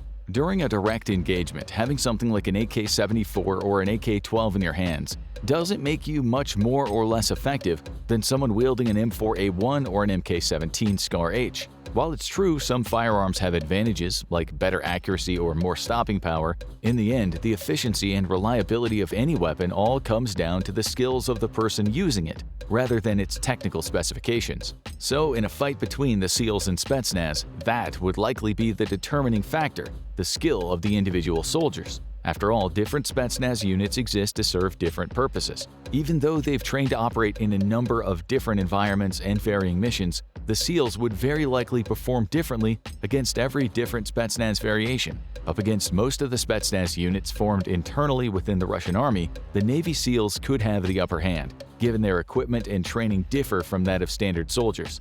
But better equipped Spetsnaz operators like those working under the FSB or the GRU are some of the most ruthless and feared in the world, and they have the training and equipment to back up that reputation. However, given the performance of Russian special forces in Ukraine to date, there is serious questions about their basic competency and effectiveness. While you regularly hear about daring Ukrainian special forces raids, such as the one that destroyed an S-400 battery in Crimea and opened the skies up for devastating missile attacks in Sevastopol, no similar stories of Russian operations are making their way out of the country, even from pro-Russian sources. This likely means that even Russia's best aren't quite meeting the mark. When it comes down to it, there is at least one similarity that both share. Both the U.S. Navy SEALs and the Spetsnaz are special forces comprised of some very dangerous individuals who have been trained to make the world a cleaner place, at least from the perspective of their respective countries. It's said that the greatest heroes hail from humble origins, and when World War II exploded into the history books, surely nobody would have predicted that a dentist would become one of the world's most elite soldiers. But it's true. Today we're taking a look at the orthodontist who became the first U.S. Navy SEAL. U.S. SEALs are world-renowned as some of the best special forces operators in history. Fielding the most advanced and often highly classified equipment anywhere in the world, SEALs are routinely sent to do impossible missions in impossible places. Trained to operate in the sea, air, and land, hence the name SEAL, SEALs are deadly warriors who can reach any target anywhere it chooses to hide. From counterterrorism to direct action missions, SEALs are flexible enough to be sent on a hostage rescue mission one day and to blow up an enemy dam the next. To meet the stringent requirements of the Navy SEALs training program, you must not only be physically tough, but mentally tough as well, with an iron will and an attitude that doesn't know the meaning of the word quit. Yet these legendary warriors can trace their lineage down to a single man, widely recognized as the first unofficial American SEAL. Navy Lieutenant J.G. Jack Taylor's service in World War II preceded the official formation of the U.S. Navy SEALs by almost 20 years, and yet he is the first U.S. commando to have been trained and to have actually operated on the sea, air, and land. As an orthodontist in Hollywood, California, Lieutenant Taylor answered his nation's call to arms after the surprise Japanese attack on Pearl Harbor. A trained boater, Taylor assumed that he would become an instructor teaching boat handling skills to U.S. and Allied soldiers, but during his initial training, he certified on the Lambertson Amphibious Respiratory Unit, a predecessor to modern scuba gear. Having qualified on the water lung as it was known, and with top marks for intelligence and physical fitness, the Office of Strategic Services was quick to recruit him. Established in June 1942, the Office of Strategic Services was America's response to the asymmetrical warfare units of Germany, Japan, and Britain, seeing a need for a different kind of war, a much dirtier type of warfare that would take place behind enemy lines. The United States formed the OSS and gave it a degree of autonomy from the rest of the military, famously recruiting American playboys, socialites, and business elite. The OSS sought out operators who were not just physically fit and could take orders, but who knew their way through social situations and could blend in behind enemy lines. For the majority of the war, the rest of the U.S. military would deride the OSS as a bunch of playboys fooling around at war. But the reality is that OSS operators faced incredible danger and were directly responsible for many of America's greatest successes during the war. OSS operators were trained in intelligence gathering, demolitions, sabotage, and even in recruiting and organizing resistance movements. They had to be able to swim through choppy seas, parachute behind enemy lines, and evade enemy patrols through the wilderness. They brought with them a bag of dirty tricks, which could be used to sabotage enemy railway lines, the engines of motor vehicles, or even poison and assassinate high-priority individuals. As was famously said of them, OSS operators were experts in ungentlemanly warfare. Upon being recruited to the OSS, Taylor was assigned to the 1st Underwater Swimmer Group, but was soon redirected to become the Chief of the Office of Strategic Service Maritime Unit.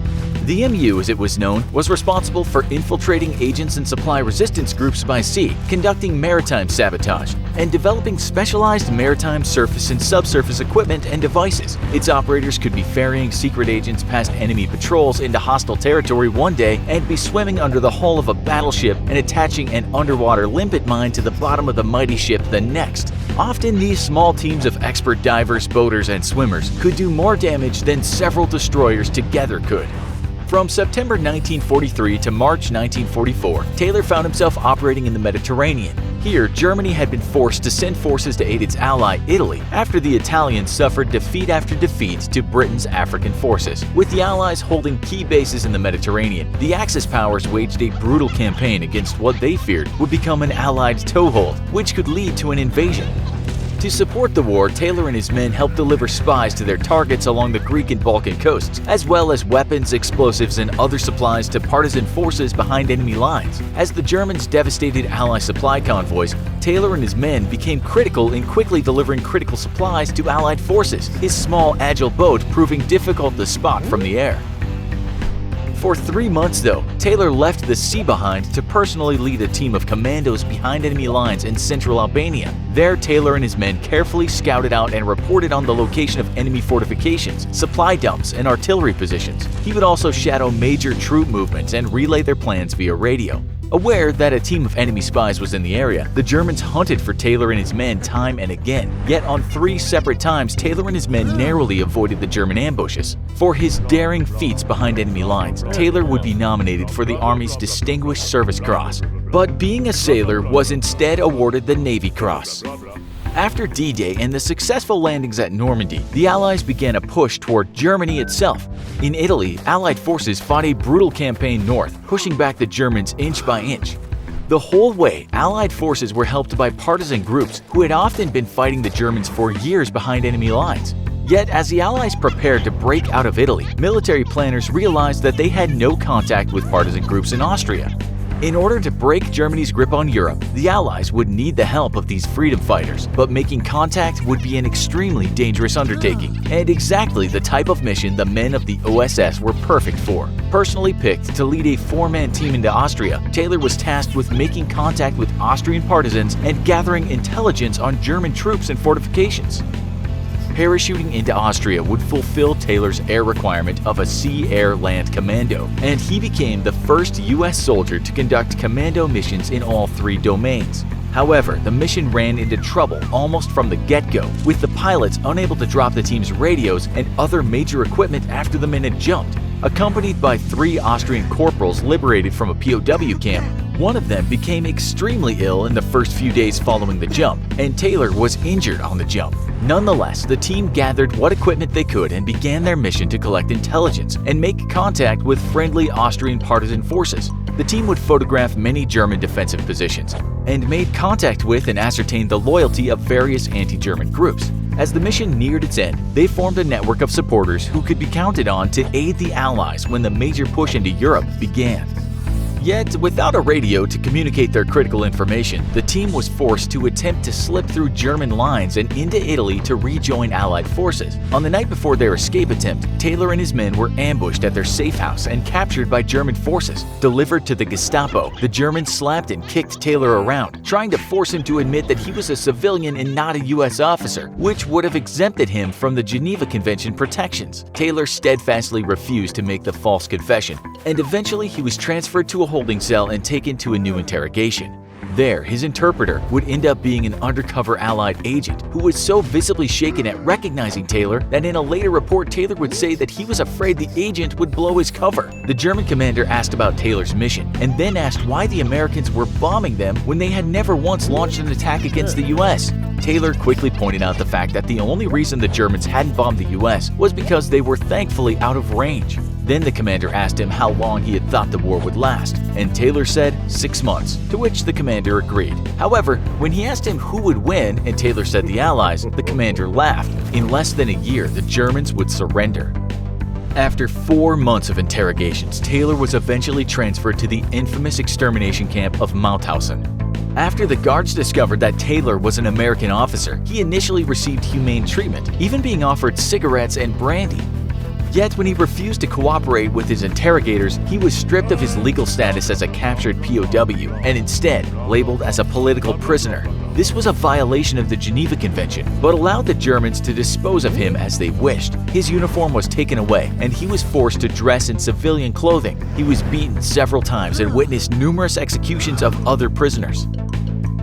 During his stay at Mauthausen, Taylor was twice scheduled for execution, but the first time a friendly worker in the camp's political office spotted his execution order in a stack of orders for other prisoners. The worker snuck Taylor's order away and secretly burned it. The German camp officers, however, eventually realized that Taylor was still alive when he very much shouldn't have been, and scheduled a second execution. Before the date arrived, though, the German guards fled the camp as the American 11th Armored Division approached and liberated it. Just a few hours after liberation, Taylor was being filmed by an American film crew who was documenting the various prisoner and extermination camps. He gave the filmmakers a detailed account of daily life for the prisoners, as well as the inhumane and cruel actions of the guards. At the Nuremberg trials after the war, Taylor would testify as a key witness against the German war criminals, ensuring their sentencing for crimes against humanity. Lieutenant Taylor preceded the official establishment of the U.S. Navy SEALs by almost 20 years, and yet his courage and actions behind enemy lines set the standard for what would be expected of future SEALs. While he may never have officially been one, each new American SEAL can trace back their warfighting heritage to the man who was the first American commando to operate from the sea, air, and land. America's most elite soldiers versus the premier shock and awe troops of the ancient world. Special operators capable of infiltrating their targets via land, air, and sea versus horse-born masters of steppe warfare that spread the Mongol Empire from Asia to Europe to create the second largest empire in history. Modern firepower and elite training versus the Great Khan's most feared warriors. Who would win a showdown between a team of Navy SEALs and a Mongol horde? Navy SEALs come packing a whole lot of modern firepower, with each team punching well above its weight, even against conventional infantry units. But today they're going up against a group of warriors for whom war was a way of life. If you were born a Mongol during the early Middle Ages, then there wasn't much to do but kick ass and chew bubblegum, and since bubblegum hadn't been invented yet, that left only one option. War was just a tradition for the Mongols. It was the only way a Mongol leader proved his legitimacy to his followers. It was also how the Mongols fueled their economy, seizing spoils of war from their enemies to enrich themselves. When Genghis Khan entered the chat, though, he kicked things up to 11 and began to organize the desperate Mongol tribes into a unified horde that had one purpose: invade literally everything. Genghis would organize the tribes into tribal units expected to provide him with 1,000 soldiers each when called upon. With 98 of these Ming Han under his service, the Great Khan could rally a massive army when the need called for it. Later, the empire would raise troops from among the locals they conquered, creating the largest professional army in the ancient world. But just because they were a horde doesn't mean they were savages. Genghis initiated some pretty progressive reforms in the territories he took over, including establishing a meritocracy, where people were promoted according to their ability and skill, rather than tribal seniority as had been the case. To keep morale high, all sea spoils of war were shared equally, with a dedicated group known as the Jarku overseeing the distribution of everything from horses to slaves and food. Commanders would receive booty, land, and/or tribute from conquered nations, while ordinary soldiers received a direct compensation for their enlistment, with any Mongol from age 14 to 60 being able to enlist and fight. Genghis instilled great discipline amongst his troops, making any comparison to barbarian hordes wholly disingenuous. However, where Genghis was far ahead of his time was in one specific leadership doctrine shared by modern Navy SEALs and the rest of the U.S. military: Personal initiative. At the time, it was the norm for armies to operate with a heavy top-down command structure, with orders being rigidly enforced and subordinates compelled to follow them without compromising, at least if they didn't want to risk their job or even their lives. However, Genghis recognized something that even the modern Russian army has yet to. The battlefield is fluid, and to best respond to it, lower echelon commanders needed the flexibility to adjust to changing conditions. Thus, he instilled a great sense of personal initiative in his horde, empowering lower-ranking leaders to take the initiative and be proactive with their commands. Modern SEALs, like the rest of the U.S. military, also have a deep sense of personal initiative instilled in them during training. This is because of the same realization the Mongols came to nearly 1,000 years ago. Lower-ranking leaders could better and faster respond to an evolving situation than senior command, which could take anywhere from minutes to hours to realize battlefield conditions had changed.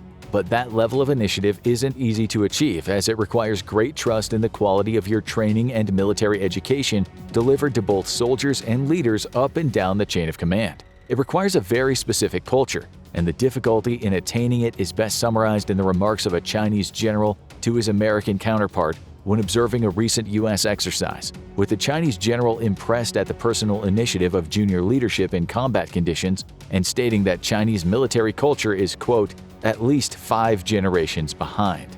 SEALs need to have personal initiative and the ability to adapt for an additional reason, though. Where they go, they often go alone. While a rank-and-file U.S. infantry unit could have other units nearby to call for support, or everything from air and naval artillery support, SEALs specialize in direct action and special reconnaissance deep behind enemy lines. They may not have the option to call for help from anyone, and thus need to be flexible enough to adjust their plans on the fly. When it comes to training, Mongols were basically the Navy SEALs of their time. It all began during childhood. From the moment a Mongol was strong enough to pick up a spear, and it didn't matter if they were a boy or a girl, the Khans of the day ran a very egalitarian society. If you were good at putting the pointy end of a stick inside other people, Mongols didn't much care for your gender. Thus, many Mongol women turned into some of history's most fearsome warriors. Once a Mongol child was able to, they would start competing in everything from wrestling to foot races. Hunting and archery were critical skills for a Mongol child to learn, as well as horse riding, skills that would make the Mongols one of the most successful armies in history. Mongol warriors were renowned for their accuracy with bows and their ability to maintain this proficiency on horseback, but could mix it up with a variety of melee weapons as well. Lances with hooks on the ends would be used to pull riders off their horses, where they could be cut down with everything from battle axes to single-edged swords. But it was the bow that made the Mongols the most feared warriors of the era. Mongol warriors utilized composite bows, which could have much as twice the range of other bows used by armies during this time period. If you're a fan of filling your enemy with sharp sticks while not having any sharp sticks fired at you in return, then you can appreciate the advantage of having greater range than the opponent. But Mongols carried 2 bows. The larger bow would be used for long-range shooting, while the shorter bow was easier to use on horseback and thus was used when the horse riders closed the distance. The use of stirrups and high-backed wooden saddles proved to be a revolutionary adaptation, allowing Mongol warriors to use their bows with great ease and increased accuracy, even while at a gallop. The bows themselves were difficult to draw thanks to them being strung against the natural curve of the bamboo, wood, and horn used to construct them, but this gave them increased range and even greater penetration power. Their arrows were typically tipped with bone, which was plentiful on the steppes, while metal was much more difficult to acquire, making it rarer. However, each soldier carried a variety of arrows suitable for either delivering poison, punching through armor, firing at long range, or creating a shrill whistling sound to signal other units or lower the enemy's morale. U.S. SEALs also carry a variety of equipment, but they don't have a standard loadout. What a SEAL takes to the field depends on the mission, though the assault rifle is standard fare. This can include everything from the Universal M4 to the MK13 CQBR or M14 EBR. Sometimes it's a choice made from personal preference, sometimes it's simply the right tool for the job.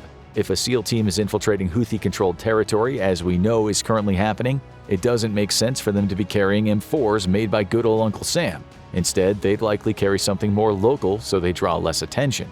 This means SEALs, like any U.S. Special Operations Forces, need to be universal masters of all firearms, meaning they train on every weapon in the U.S. arsenal, as well as most of what's in the Russian and Chinese ones as well. However, a SEAL team sent out to deliver the righteous wrath of Uncle Sam can be loaded to bear with everything from a vehicle-mounted M2 50 caliber machine gun to the machine gun of choice of 9 out of 10 home defense experts, the M240. Because sometimes you need to kill the bad guy in your house and the one in your neighbor's house simultaneously.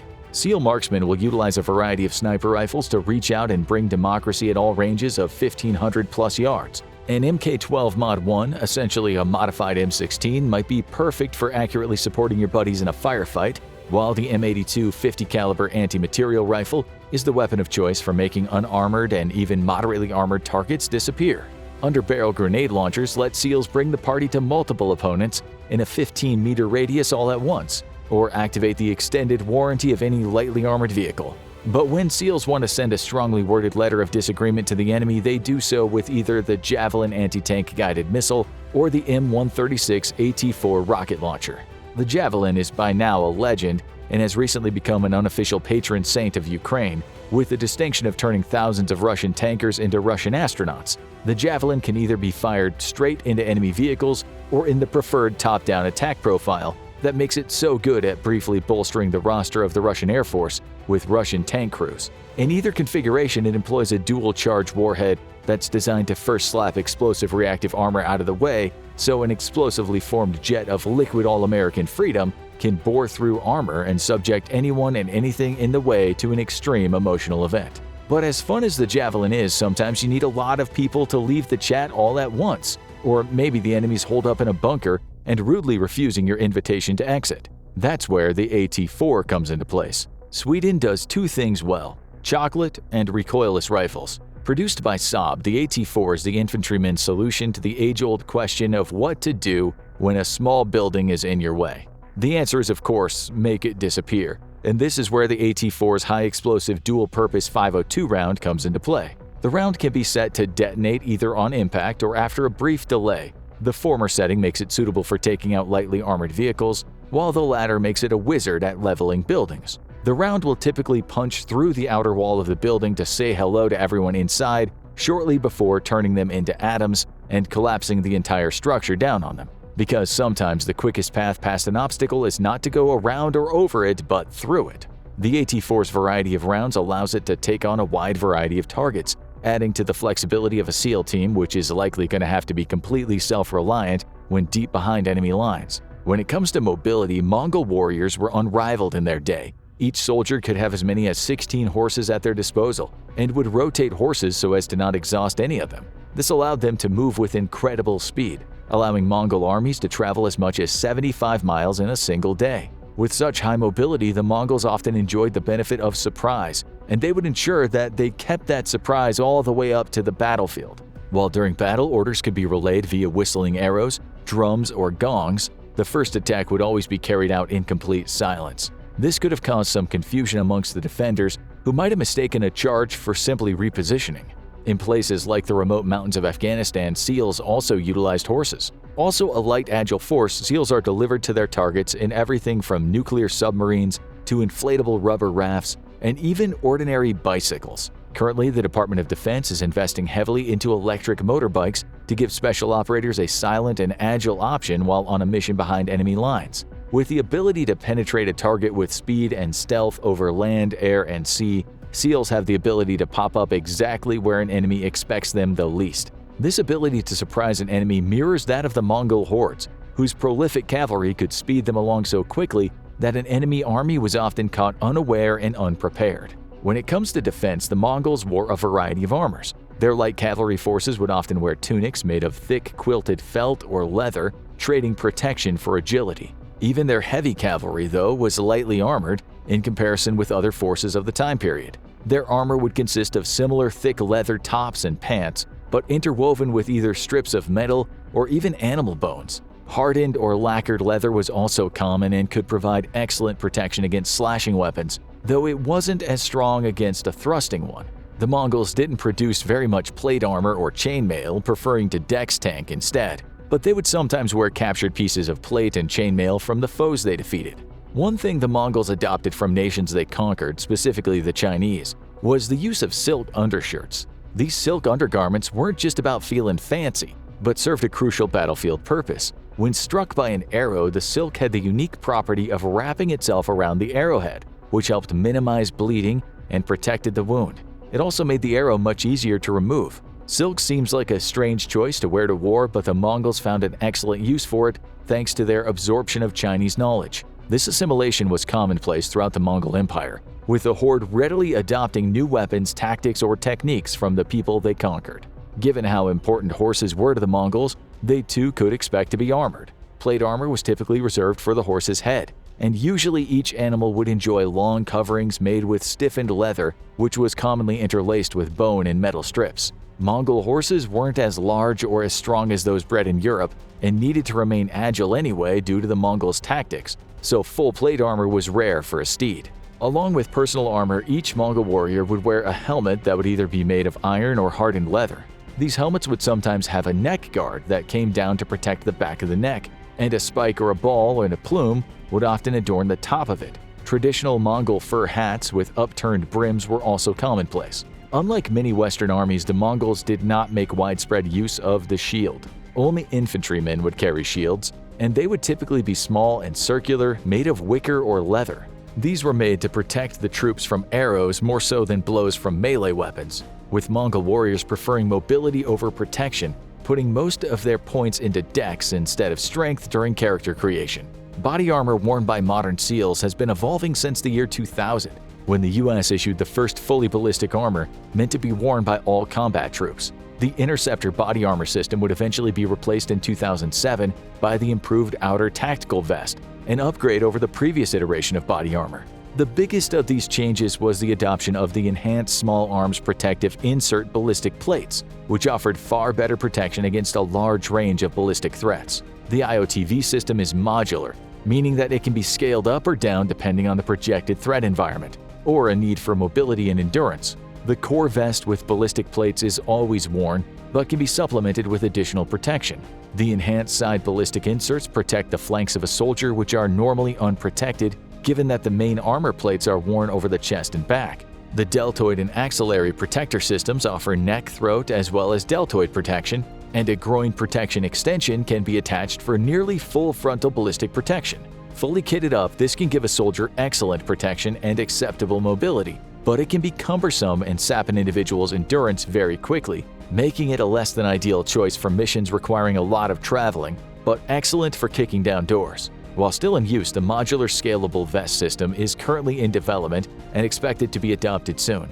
Though given their status as elite operators, it's likely SEALs have access to fancier protective gear than a rank-and-file grunt. To protect the head, SEALs use an integrated head protection system, which is only now starting to see adoption by the wider force. This helmet is 5% lighter than previous iterations and features improved ballistic protection as well as passive hearing. It also has the benefit of adding an additional 2-pound armor plate for soldiers with the habit of trying to headbutt bullets. Unlike previous helmets, the chin strap is boltless, meaning that there is no bolt hole through which the chin strap is attached to the helmet. This eliminates the traditional ballistic weak spot around the bolt hole area, improving protection on both sides of the helmet. The IHPS also features side rails for mounting everything from communication headsets to flashlights or cameras, and the traditional night vision sight that's standard for US soldiers. When it came to actual fighting, Mongol armies were divided into cavalry units of about 1,000 soldiers, which were further subdivided into smaller units of 100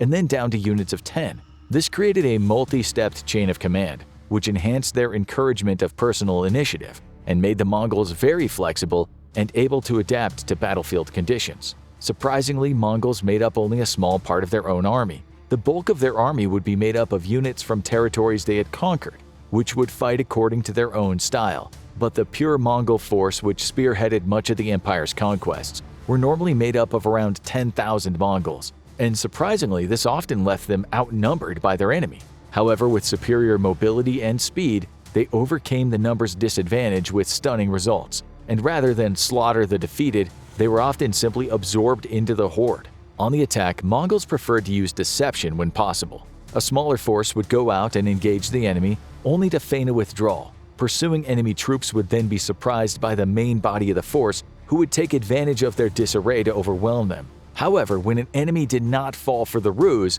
the Mongols would utilize a maneuver known as the Talukma, which consisted of an attack by heavy cavalry with light cavalry immediately behind it. The heavy cavalry would smash into the enemy's lines and create holes through which the light cavalry would move and attack at the core of the formation, creating disarray and throwing the enemy's defense off kilter. More cavalry on the wings of the formation would then envelop the enemy on the flanks, sometimes going for a full envelopment, which could be risky but effective. A reserve force would then reinforce any weak points or go after retreating enemies, with pursuit sometimes lasting for days. The Mongols were as clever as they were formidable in battle, and often made use of decoys to confuse or demoralize the enemy. In order to make it seem like their force was larger than it was, they would often lash straw dummies onto the backs of spare horses, giving the illusion that there were far more of their numbers than there really was. These dummies would be carried along even on actual charges, the demoralizing impact of an overwhelming force, sometimes causing enemy lines to break.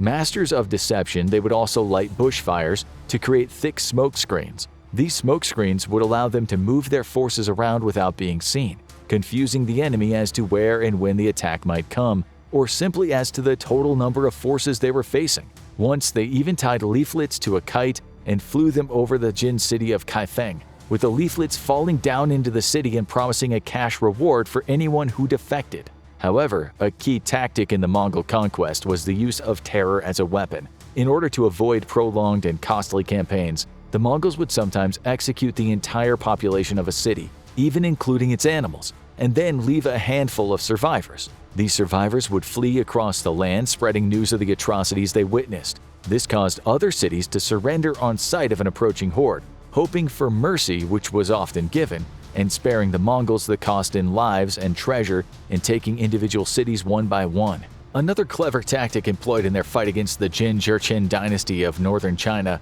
was to repeatedly sack the same city over and over again, but withdraw each time. This forced the Jin to send fresh troops and supplies to deal with the chaos, exhausting them financially. It was their incredible adaptability and ingenuity that made the Mongols so successful. And that same adaptability and ingenuity is baked into the playbook of modern SEALs. Often working as a small force deep behind enemy lines, SEALs need to outsmart and outmaneuver their enemies, and out-of-the-box thinking is strongly encouraged within the framework of the law of armed conflict. This means modern SEALs won't be marching prisoners out ahead of them to absorb enemy arrows the way the Mongols did. So, who would win in a showdown between a horde of Mongol warriors and modern SEALs? Our SEALs would be facing a Minghan of warriors, over 1,000 of the horde's best cavalrymen. Opposing them would be a full team of US Navy SEALs, and the word team is a bit misleading here. Each team is actually made up of a headquarters element and 8 16-man SEAL platoons, with a total combat force of 128 of the world's most skilled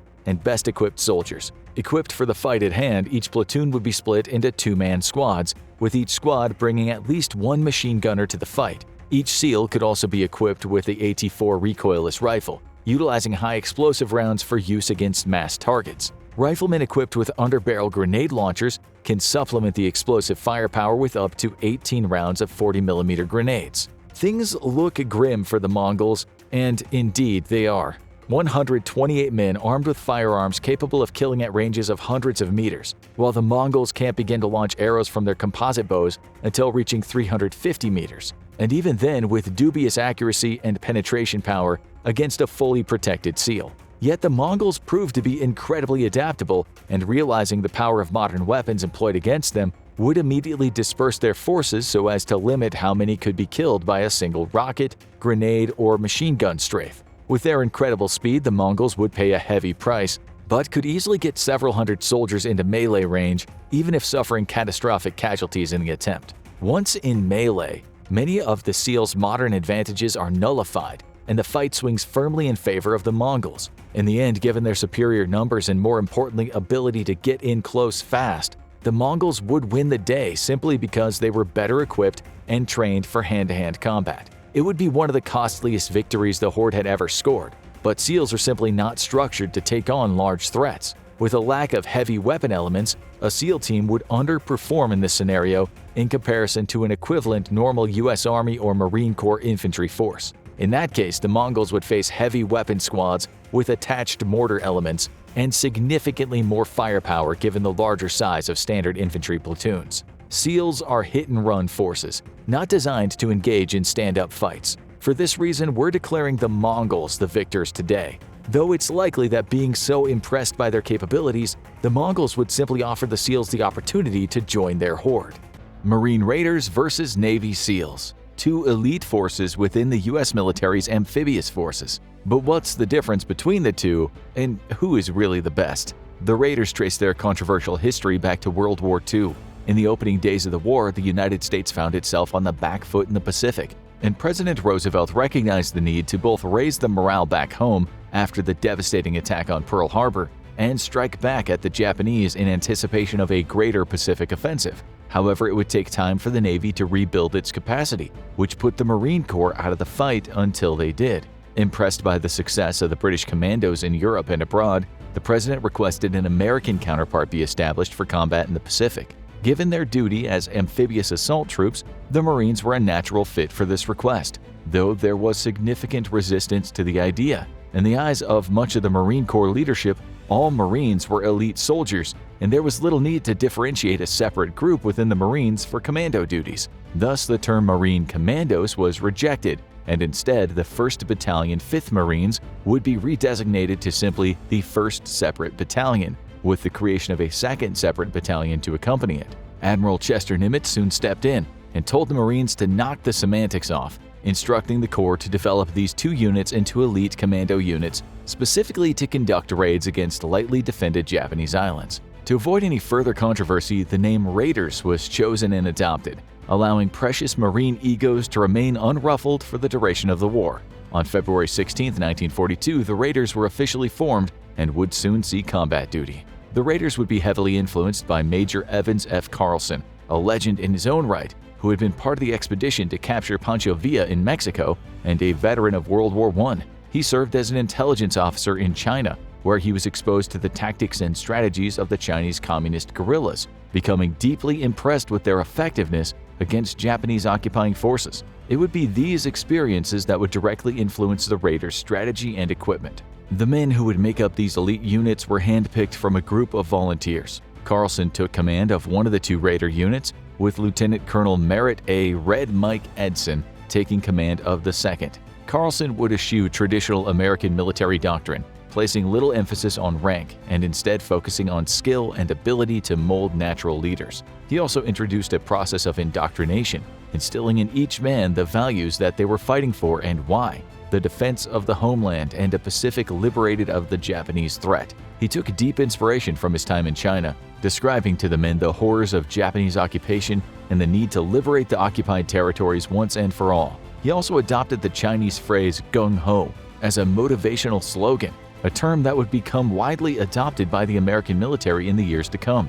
Rather than traditional troop structures, he also adopted his own method of organizing his forces, forming 6 rifle companies made up of 2 platoons each, with 3-man fire teams as the basic unit. The Raiders would be thrust into combat on August 7, 1942, as the 1st Raider Battalion landed on Tulagi in the Solomon Islands at the start of the Guadalcanal campaign. Serving as light infantry, highly mobile and adaptable, the Raiders proved a winning concept, and soon took to conducting raids from submarines. Unfortunately, on August 18th, 9 Raiders were accidentally left behind to be captured on a raid on Makin Island, with the men later beheaded by the Japanese. The Raider concept proved to be an apt one, but their success was their biggest enemy. Admiral Richmond K. Turner believed that Marines were ineffective at the Regiment Plus level. Their usefulness was better exploited when utilized as a smaller, more agile force. He pushed for the entire Marine Corps to be restructured in the style of the Raiders, which would lead to the rest of the Corps adopting a great distaste for those elite fighting units.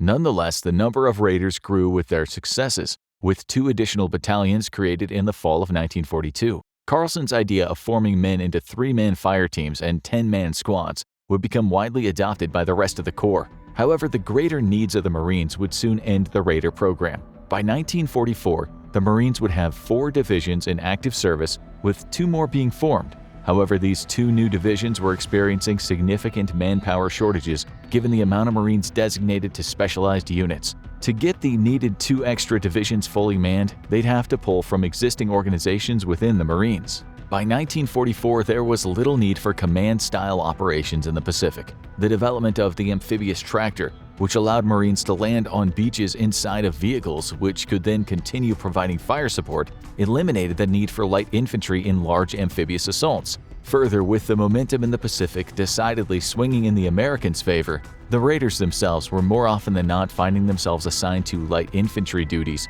rather than specialized tasks behind enemy lines that they'd been designed for. Culturally, though, there was significant resistance from the rest of the Marine Corps on the existence of a, quote, elite unit within the Corps itself. On January 8, 1944, the Raiders would be no more. The men were absorbed or reformed into traditional battalions. The Raiders would disappear from history until August 6, 2014, when Marine Commandant James F. Amos announced that critical skills operators within Marine Special Operations Command would be rebranded as Raiders in honor of their World War II lineage. Today, Marine Raiders conduct general special operations missions, such as direct action, specializing in amphibious assaults. Raiders are designed to infiltrate enemy territory, typically from the sea, and steal, capture, or destroy extremely high-value assets. A typical example of this type of mission was the recent Ukrainian Special Forces raid on Crimea, which resulted in the elimination of all Russian security personnel and the destruction of an S-400 site. These types of direct-action missions typically open up critical vulnerabilities in an enemy's capabilities. The destruction of the S-400 site by Ukrainian Special Forces, many of which have trained with Marine Raiders, resulted in the penetration of Russian airspace by multiple volleys of missiles and drones with tremendous consequences. Special reconnaissance. In this role, Marine Raiders typically land first on a beach while remaining undetected. Operating in extremely small groups, the missions they're given are extreme risk, high reward, with the goal being intelligence gathering rather than a direct effect on the enemy. In this role, Raiders remain out of sight as much as possible, with the intelligence they gather on the enemy, terrain, and infrastructure being far more critical to a future military campaign than any damage they could do themselves. Security Force Assistance. The U.S. is heavily invested in the success of partner and allied governments, and in this role, Marine Raiders will often work alongside foreign partners to achieve goals beneficial for both the U.S. and its allies and partners. This can range from simply training partner nations' militaries, something U.S. Special Forces regularly engage in around the world, to joint raids, such as joint American-Filipino raids on al-Qaeda networks in the South Pacific. Counterinsurgency. During counterinsurgency operations, raiders will work to neutralize insurgent networks and movements, attacking and dismantling them with direct action missions, but even more importantly, conducting psychological and civic campaigns to remove the threat. A typical counterinsurgency operation could involve raiding an insurgent stronghold, then pushing anti-insurgency propaganda, and lastly helping locals rebuild from the effects of war. Not all missions raiders undertake involve killing or destruction. Counterterrorism. Similar to counterinsurgency, raiders specialize in gathering intelligence on terrorist networks, surveilling them, and finally destroying them. Their goal isn't just to be the fires of retribution after an attack, but to deter or even prevent them through decisive preemptive actions. Support to combat weapons of mass destruction. A key concern during Desert Storm, raiders aid theater commandos to combat the threat of WMDs by locating, identifying, and tracking WMDs in a combat theater. Typically, other tools would be used to neutralize the threat, such as airstrikes, but if need be, the raiders can quickly move in to neutralize or capture WMD capabilities fielded by the enemy. Foreign Internal Defense. A mission shared by most U.S. Special Forces, raiders will typically find themselves providing indirect assistance to foreign governments in their own national defense. An example of this type of mission is the training of Ukrainian regular and special forces units, with rumors that raiders alongside SEALs and other American special operators are currently inside of Ukraine assisting its military in training and planning. Support to unconventional warfare. A mission that's the exact opposite of counterinsurgency. Raiders in this role will find themselves creating and fueling an insurgency movement. There are myriad examples of this throughout history, from the battlefields of World War II to very credible rumors that even right now U.S. Special Forces are directly coordinating insurgency movements from afar within Russian-occupied territories of Ukraine. Navy SEALs also trace their lineage back to World War II. At the onset of the war, the U.S. was on their back foot, but fully prepared to bring the thunder to Japanese forces across the wider Pacific. There was only one problem: there was little if any way of gathering intelligence on Japanese defenses, and with amphibious operations being so extremely risky, bad intelligence could get a lot of people killed. Thus, the U.S. military organized what would become the first SEALs. as a beach reconnaissance force made up of Army and Navy personnel, naming them Scouts and Raiders. Their mission would be to covertly identify and infiltrate a target beach for landing, then hold their position until the actual assault began, upon which they would guide the assault waves to their destination. The Joint Army-Navy force was not initially deployed in the Pacific. Instead, they embarked on the North Africa campaign in November 1942. The 1st Scouts and Raiders Group would see action during Operation Torch off the African coast, supporting Allied landings against Axis forces. They would then assist the Allied effort through combat in Sicily, Salonor, Anzio, Normandy, and the south of France. The 2nd group, codenamed Special Service Unit No. 1, just to be nice and confusing, was established on July 7, 1943, after the successes of the African campaign. This joint force would receive its first mission in September 1943 at Finschhafen, Papua New Guinea. They would go on to see combat in Gasmata, Otterway, Camp Gloucester, and the east and south coasts of New Britain, all without receiving a single KIA. However, despite their success, the Navy chafed at the inclusion of Army personnel in what was obviously an amphibious campaign. Thus, Army personnel were reassigned, and the Special Service Unit No. 1 would officially become an all-Navy force. Now renamed as the 7th Amphibious Scouts, these elite soldiers would be critical to the ongoing amphibious campaign against Japanese forces. Their duties would range from beach reconnaissance to taking soundings of maritime channels covertly, which would help plan submarine movements and amphibious assaults. They would also destroy beach obstacles and serve as a critical communications link during assault operations, ensuring clear communication between forces on shore and naval forces providing fire support offshore. They would even see service in China, conducting surveys of the Yangtze River, fighting alongside Chinese guerrillas, and conducting a 3-month survey of the Chinese coast right under Japanese noses by disguising themselves as low-wage immigrant workers. In September 1942, 17 Navy salvage personnel would undergo training for what would become the bread and butter mission of future Navy SEALs. These men would undergo training in demolitions, explosive cable cutting, and commando raiding techniques, ultimately infiltrating the Wadi Sibu River in North Africa and destroying the net and cable barriers protecting it from further infiltration.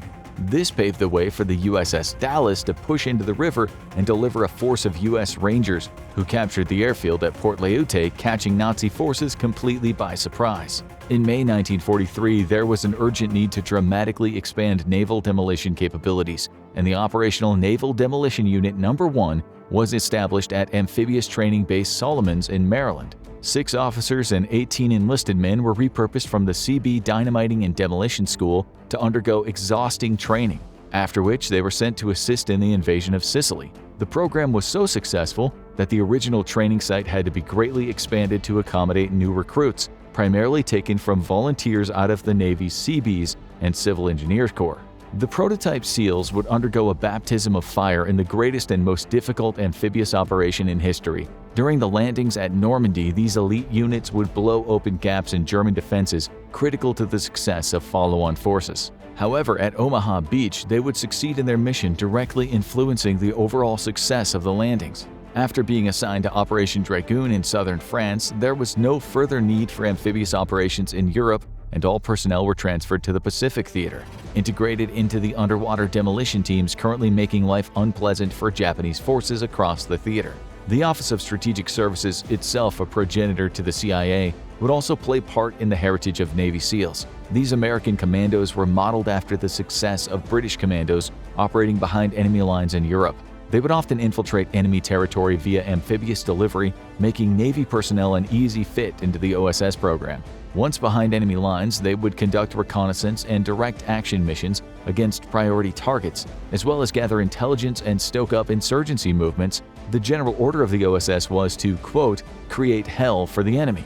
A decade before the official creation of the SEALs, the OSS would establish the first Special Operations Combat Diver units in the U.S. military. During the Korean War, underwater demolition teams put their World War II expertise to great use. With a force of only about 300 men, the UDTs would infiltrate the Korean coastline from the sea and destroy bridges, tunnels, and all manner of coastal targets. It would be here that the SEALs would be able to trace back their deep partnership and camaraderie with South Korea's Navy Special Warfare Flotilla, which continues to this day. American and South Korean operators infiltrated deep into North Korea to destroy critical rail tunnels and infrastructure, while carrying out attacks on North Korean priority targets. However, Navy and other officials grew displeased with the use of UDTs in what was seen as a distinctively non-naval force role. Despite this, UDTs continued to operate across North Korea, with Americans showing up in places where their enemy didn't expect them to show up. They were critical to the success of Marine landings at Incheon and in mine-clearing operations across the Korean coast. On the 13th of October 1950, UDT operator William Giannotti conducted the first American combat operation with an early underwater breathing device, or an aqua lung. SEALs would officially come to being during the Vietnam War in January of 1962. With a critical need for unconventional and special operations forces, SEALs would be designed to directly support a massive $100 million expansion of U.S. Special Operations Forces announced by President Kennedy. The Navy, however, initially struggled to find its role within the larger U.S. Special Forces ecosystem, until Admiral Arleigh Burke, Chief of Naval Operations, recommended the establishment of elite guerrilla and counter-guerrilla units with the unique capability of being inserted via sea, air, or land. This cemented the SEALs as the premier special forces of the U.S. military, given their pre-existing expertise in amphibious operations. Once you know how to survive underwater, jumping out of an airplane or booting it over a mountain is easy as pie. Team 1 of the newly established SEALs would be stationed at Naval Amphibious Base Coronado in San Diego, directly supporting U.S. efforts in Vietnam. Team 2 would be established at Naval Amphibious Base Little Creek in Virginia Beach, Virginia, just in case the Soviets decided to do something monumentally stupid. The first SEALs would come entirely from personnel picked from the Navy's underwater demolition teams, many of whom were still veterans of the Korean War, making them some of the most experienced special operators in the world at the time. SEALs would be a significant cut above any other force the U.S. fielded, though, with extensive training in both underwater operations and high-altitude clandestine infiltration techniques, or the ability to fall out of the sky without the enemy noticing. Surprisingly, though, the first SEAL mission would not be in Vietnam, but rather in Cuba, with SEALs conducting clandestine beach reconnaissance in anticipation of a possible U.S. invasion. They also smuggled CIA agents onto Cuban beaches, including one mission to photograph Soviet nuclear missiles being unloaded dockside. The CIA would see the value in SEALs immediately and began to use them in covert operations starting in 1963. The CIA-SEAL partnership continues to this day, with the CIA recruiting directly from SEALs for its Special Operations Group, the most secretive and elite special forces you've never heard of. When you need to accomplish the impossible, you send in the SEALs. However, when you need a miracle, you send in the SOG. SEALs would go on to serve in conflicts around the world, with many of their operations remaining classified to this day. Their rivalry with Soviet Special Forces is well known, and it's rumored that two sides came into direct conflict multiple times throughout the Cold War. During the U.S.-led invasion of Iraq in 1991, the SEALs would be critical to the success of the U.S. assault on Kuwait, as a 7-man team single-handedly fooled the entire Iraqi military into thinking an invasion was coming from the sea by setting off explosives and setting up marking buoys just offshore. The deception moved large amounts of Iraqi forces to the east and away from the real axis of attack, creating massive vulnerabilities in Iraqi defenses quickly exploited by the coalition. During the global war on terror in the wake of 9/11, SEALs would prove true to their doctrine of infiltration via land, sea, and air, striking at terror networks across the entire world. From deep inside the heart of Africa to the Middle East and across the South Pacific, SEALs were instrumental in identifying and dismantling terror networks that spanned the globe. Marine Raiders are an elite force directly supporting U.S. special operations around the world, but SEALs are specifically designed to be a jack-of-all-trades force that excels at all of them. Which force is better than the other is summarized by the popular sentiment that when an international crisis rears its head, the first two questions the U.S. president asks are where is the closest carrier and where are the nearest SEALs. However, the question of which is better than the other is fundamentally flawed. Both play a critical role in U.S. operations that the other cannot fill easily, and both are part of a greater ecosystem that, together with allies and partners, safeguards the current liberal world order, fighting battles that conventional forces cannot. From video games to Disney movies to livestock to anime, we're about to take you on a crash course of some of the craziest things the Navy SEALs found inside bin Laden's compound after he was shot dead. First, the surprising, before we work on our way up to the truly weird. Emails and extensive diaries were found on bin Laden's computer showing that, contrary to popular belief, bin Laden still had a lot more influence and control over al-Qaeda than anyone believed. He communicated with the group extensively through thousands of written correspondences, issuing everything from strategic commands to religious fatwas. Bin Laden didn't have an internet connection at the compound, so couriers would instead take his written emails on a flash drive and send them out from a local internet cafe. And that's sure to get a laugh out of anyone who knows anything about cybersecurity. We can only hope he was at least using a VPN. Other deeply personal things soon became CIA property after the raid, including Bin Laden's personal diary and the wedding videos of his son, Hamza. Incidentally, the wedding video actually had great strategic importance to US intelligence. It was widely believed that Hamza was being groomed to take his old man's place at the seat of the al-Qaeda table, but they hadn't received any photos of him since he was a child. Until now. This was presumably pretty useful intelligence, as Hamza bin Laden was killed by US forces in Afghanistan between 2017 and 2019. Okay, so that's all the serious stuff out of the way. Now, let's get strange. Did you know bin Laden was very possibly a gamer? While we can't ever know who was playing or watching what on the al-Qaeda leader's computer, he was cooped up for half a decade and had a multitude of video games on his PC. It's more than likely he used some of his favorite video games to blow off some steam. So what kind of games did this architect of terror like to indulge in? A big one was Counter-Strike, the iconic multiplayer game where two teams play as either terrorist or counter-terrorist groups in conflict with one another. We can only wonder which team he preferred to play as, whether he continued to do what he did best online, or if he decided to play as the counter-terrorists instead for a little escapism. He also had a pirated copy of Half-Life on his computer, and there's a kind of satisfaction in knowing that he died before he ever got a chance to play Half-Life Alyx. He also had Grand Theft Auto Chinatown Wars, the puzzle game Zuma Deluxe, and Sniper Elite Nazi Zombie Army 2, because we guess even bin Laden doesn't approve of Nazis. But he wasn't just a PC gamer. Bin Laden also apparently loved a good emulated Nintendo DS game, because he had a whole bunch of them. These included classics like Super Mario Bros. And Animal Crossing Wild World. Incidentally, he didn't pay for official releases of any of these games. The man truly was a monster. But wait, it gets weirder. Without going into too much detail, bin Laden's computer had a vast number of graphic screen caps from 8-bit Japanese adult games from the late 1990s. His computer also contained such classy file names as, no, we're not kidding, booby2.jpg and horsedance.flv. It must have been a very long 5 years. Incidentally, Osama bin Laden must have been an otaku, the Japanese expression for someone who's incredibly enthusiastic about niche topics, more commonly used in the West to describe someone heavily invested in Japanese culture and media. Bin Laden had a vast collection of anime on his computer, including Dragon Ball, Detective Conan, Bleach, and a little-known anime adaptation of the Devil May Cry game series. Incidentally, he also had a Dragon Ball video game as well as Final Fantasy VII. Doesn't quite seem like a hobby befitting of a man who had the top spot on the FBI's most wanted list for years on end. But enough about Japanese media. For a guy who despised the West as much as bin Laden, surely we couldn't expect him to indulge in anything as corrupt and sinful as Western TV and movies, right? Not quite, as it turns out. Bin Laden actually had a vast number of Western movies and TV shows, particularly cartoons. These included Cars, Ice Age, Dawn of the Dinosaurs, Chicken Little, and Ants. There's a real irony in a man as anti-Semitic as Osama bin Laden owning a Woody Allen movie about talking cartoon ants. Because he probably needed a laugh during his 5 years of de facto house arrest, he also kept several episodes of the cartoon Tom and Jerry on his computer, as well as an episode of Mr. Bean. He also had the movie adaptation of Resident Evil, which has made a number of viewers wish a team of Navy SEALs would storm in and shoot them.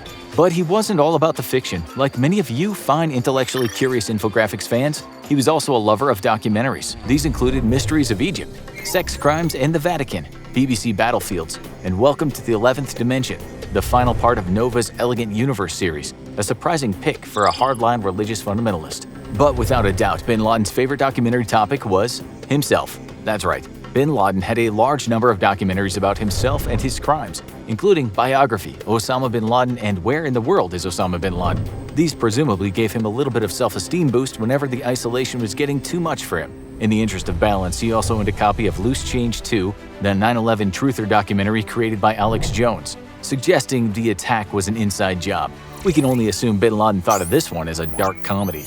But looking at screens for all those years can really mess with your eyes. What about when one of the most evil men on earth just wants to kick back and read a book for a little while? Bin Laden had a pretty vast and varied library, including books on American diplomatic and foreign policy, including Noam Chomsky's Necessary Illusions, Thought Control in Democratic Societies, and Bob Woodward's Obama's Wars. He was also a big fan of books on conspiracy theories, such as the Illuminati and Of course, 9/11 conspiracy theories. He truly was the has-been one-hit wonder of infamous international criminals. And finally, some of the things on bin Laden's computer that were so odd they defy other categories. Internet videos, pictures, and of course memes. We're talking ancient memes too. He had saved a copy of Charlie Bit My Finger, the popular viral video from 2007, a respectable collection of funny and cute cat videos, and even an adorable picture of a stuffed monkey.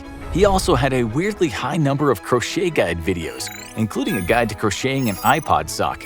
It's almost surreal to think that bin Laden had these goofy videos on the same hard drive as footage of Al-Qaeda beheadings. Bin Laden had a lot of saved YouTube videos on his computer before his death. Thankfully, because we started making videos only a few months before his death back in 2011, there was nothing from the infographic show on that deeply cursed hard drive. And finally, one of the strangest things of all on bin Laden's computer, his press release bloopers. You might remember the sinister videos of bin Laden sharing his ideologies and threats against the West on VHS tapes, normally sitting in a cave and flanked by his Al-Qaeda henchmen. But while in the Abbottabad compound, bin Laden filmed a number of practice videos that never ended up getting released to the public, serving almost as a kind of Al-Qaeda blooper reel from the master of terror himself. Personally, we can't imagine it'll be finding its way onto America's Funniest Home Videos anytime soon. And that's all you need to know about the strangest things the Navy SEALs found in the Abbottabad compound. Good riddance, bin Laden. We're sure they have a copy of Chicken Little in hell. Now go watch FBI's Most Violent, Most Wanted of All Time and Worst Days in the History of the World for more videos involving this modern monster.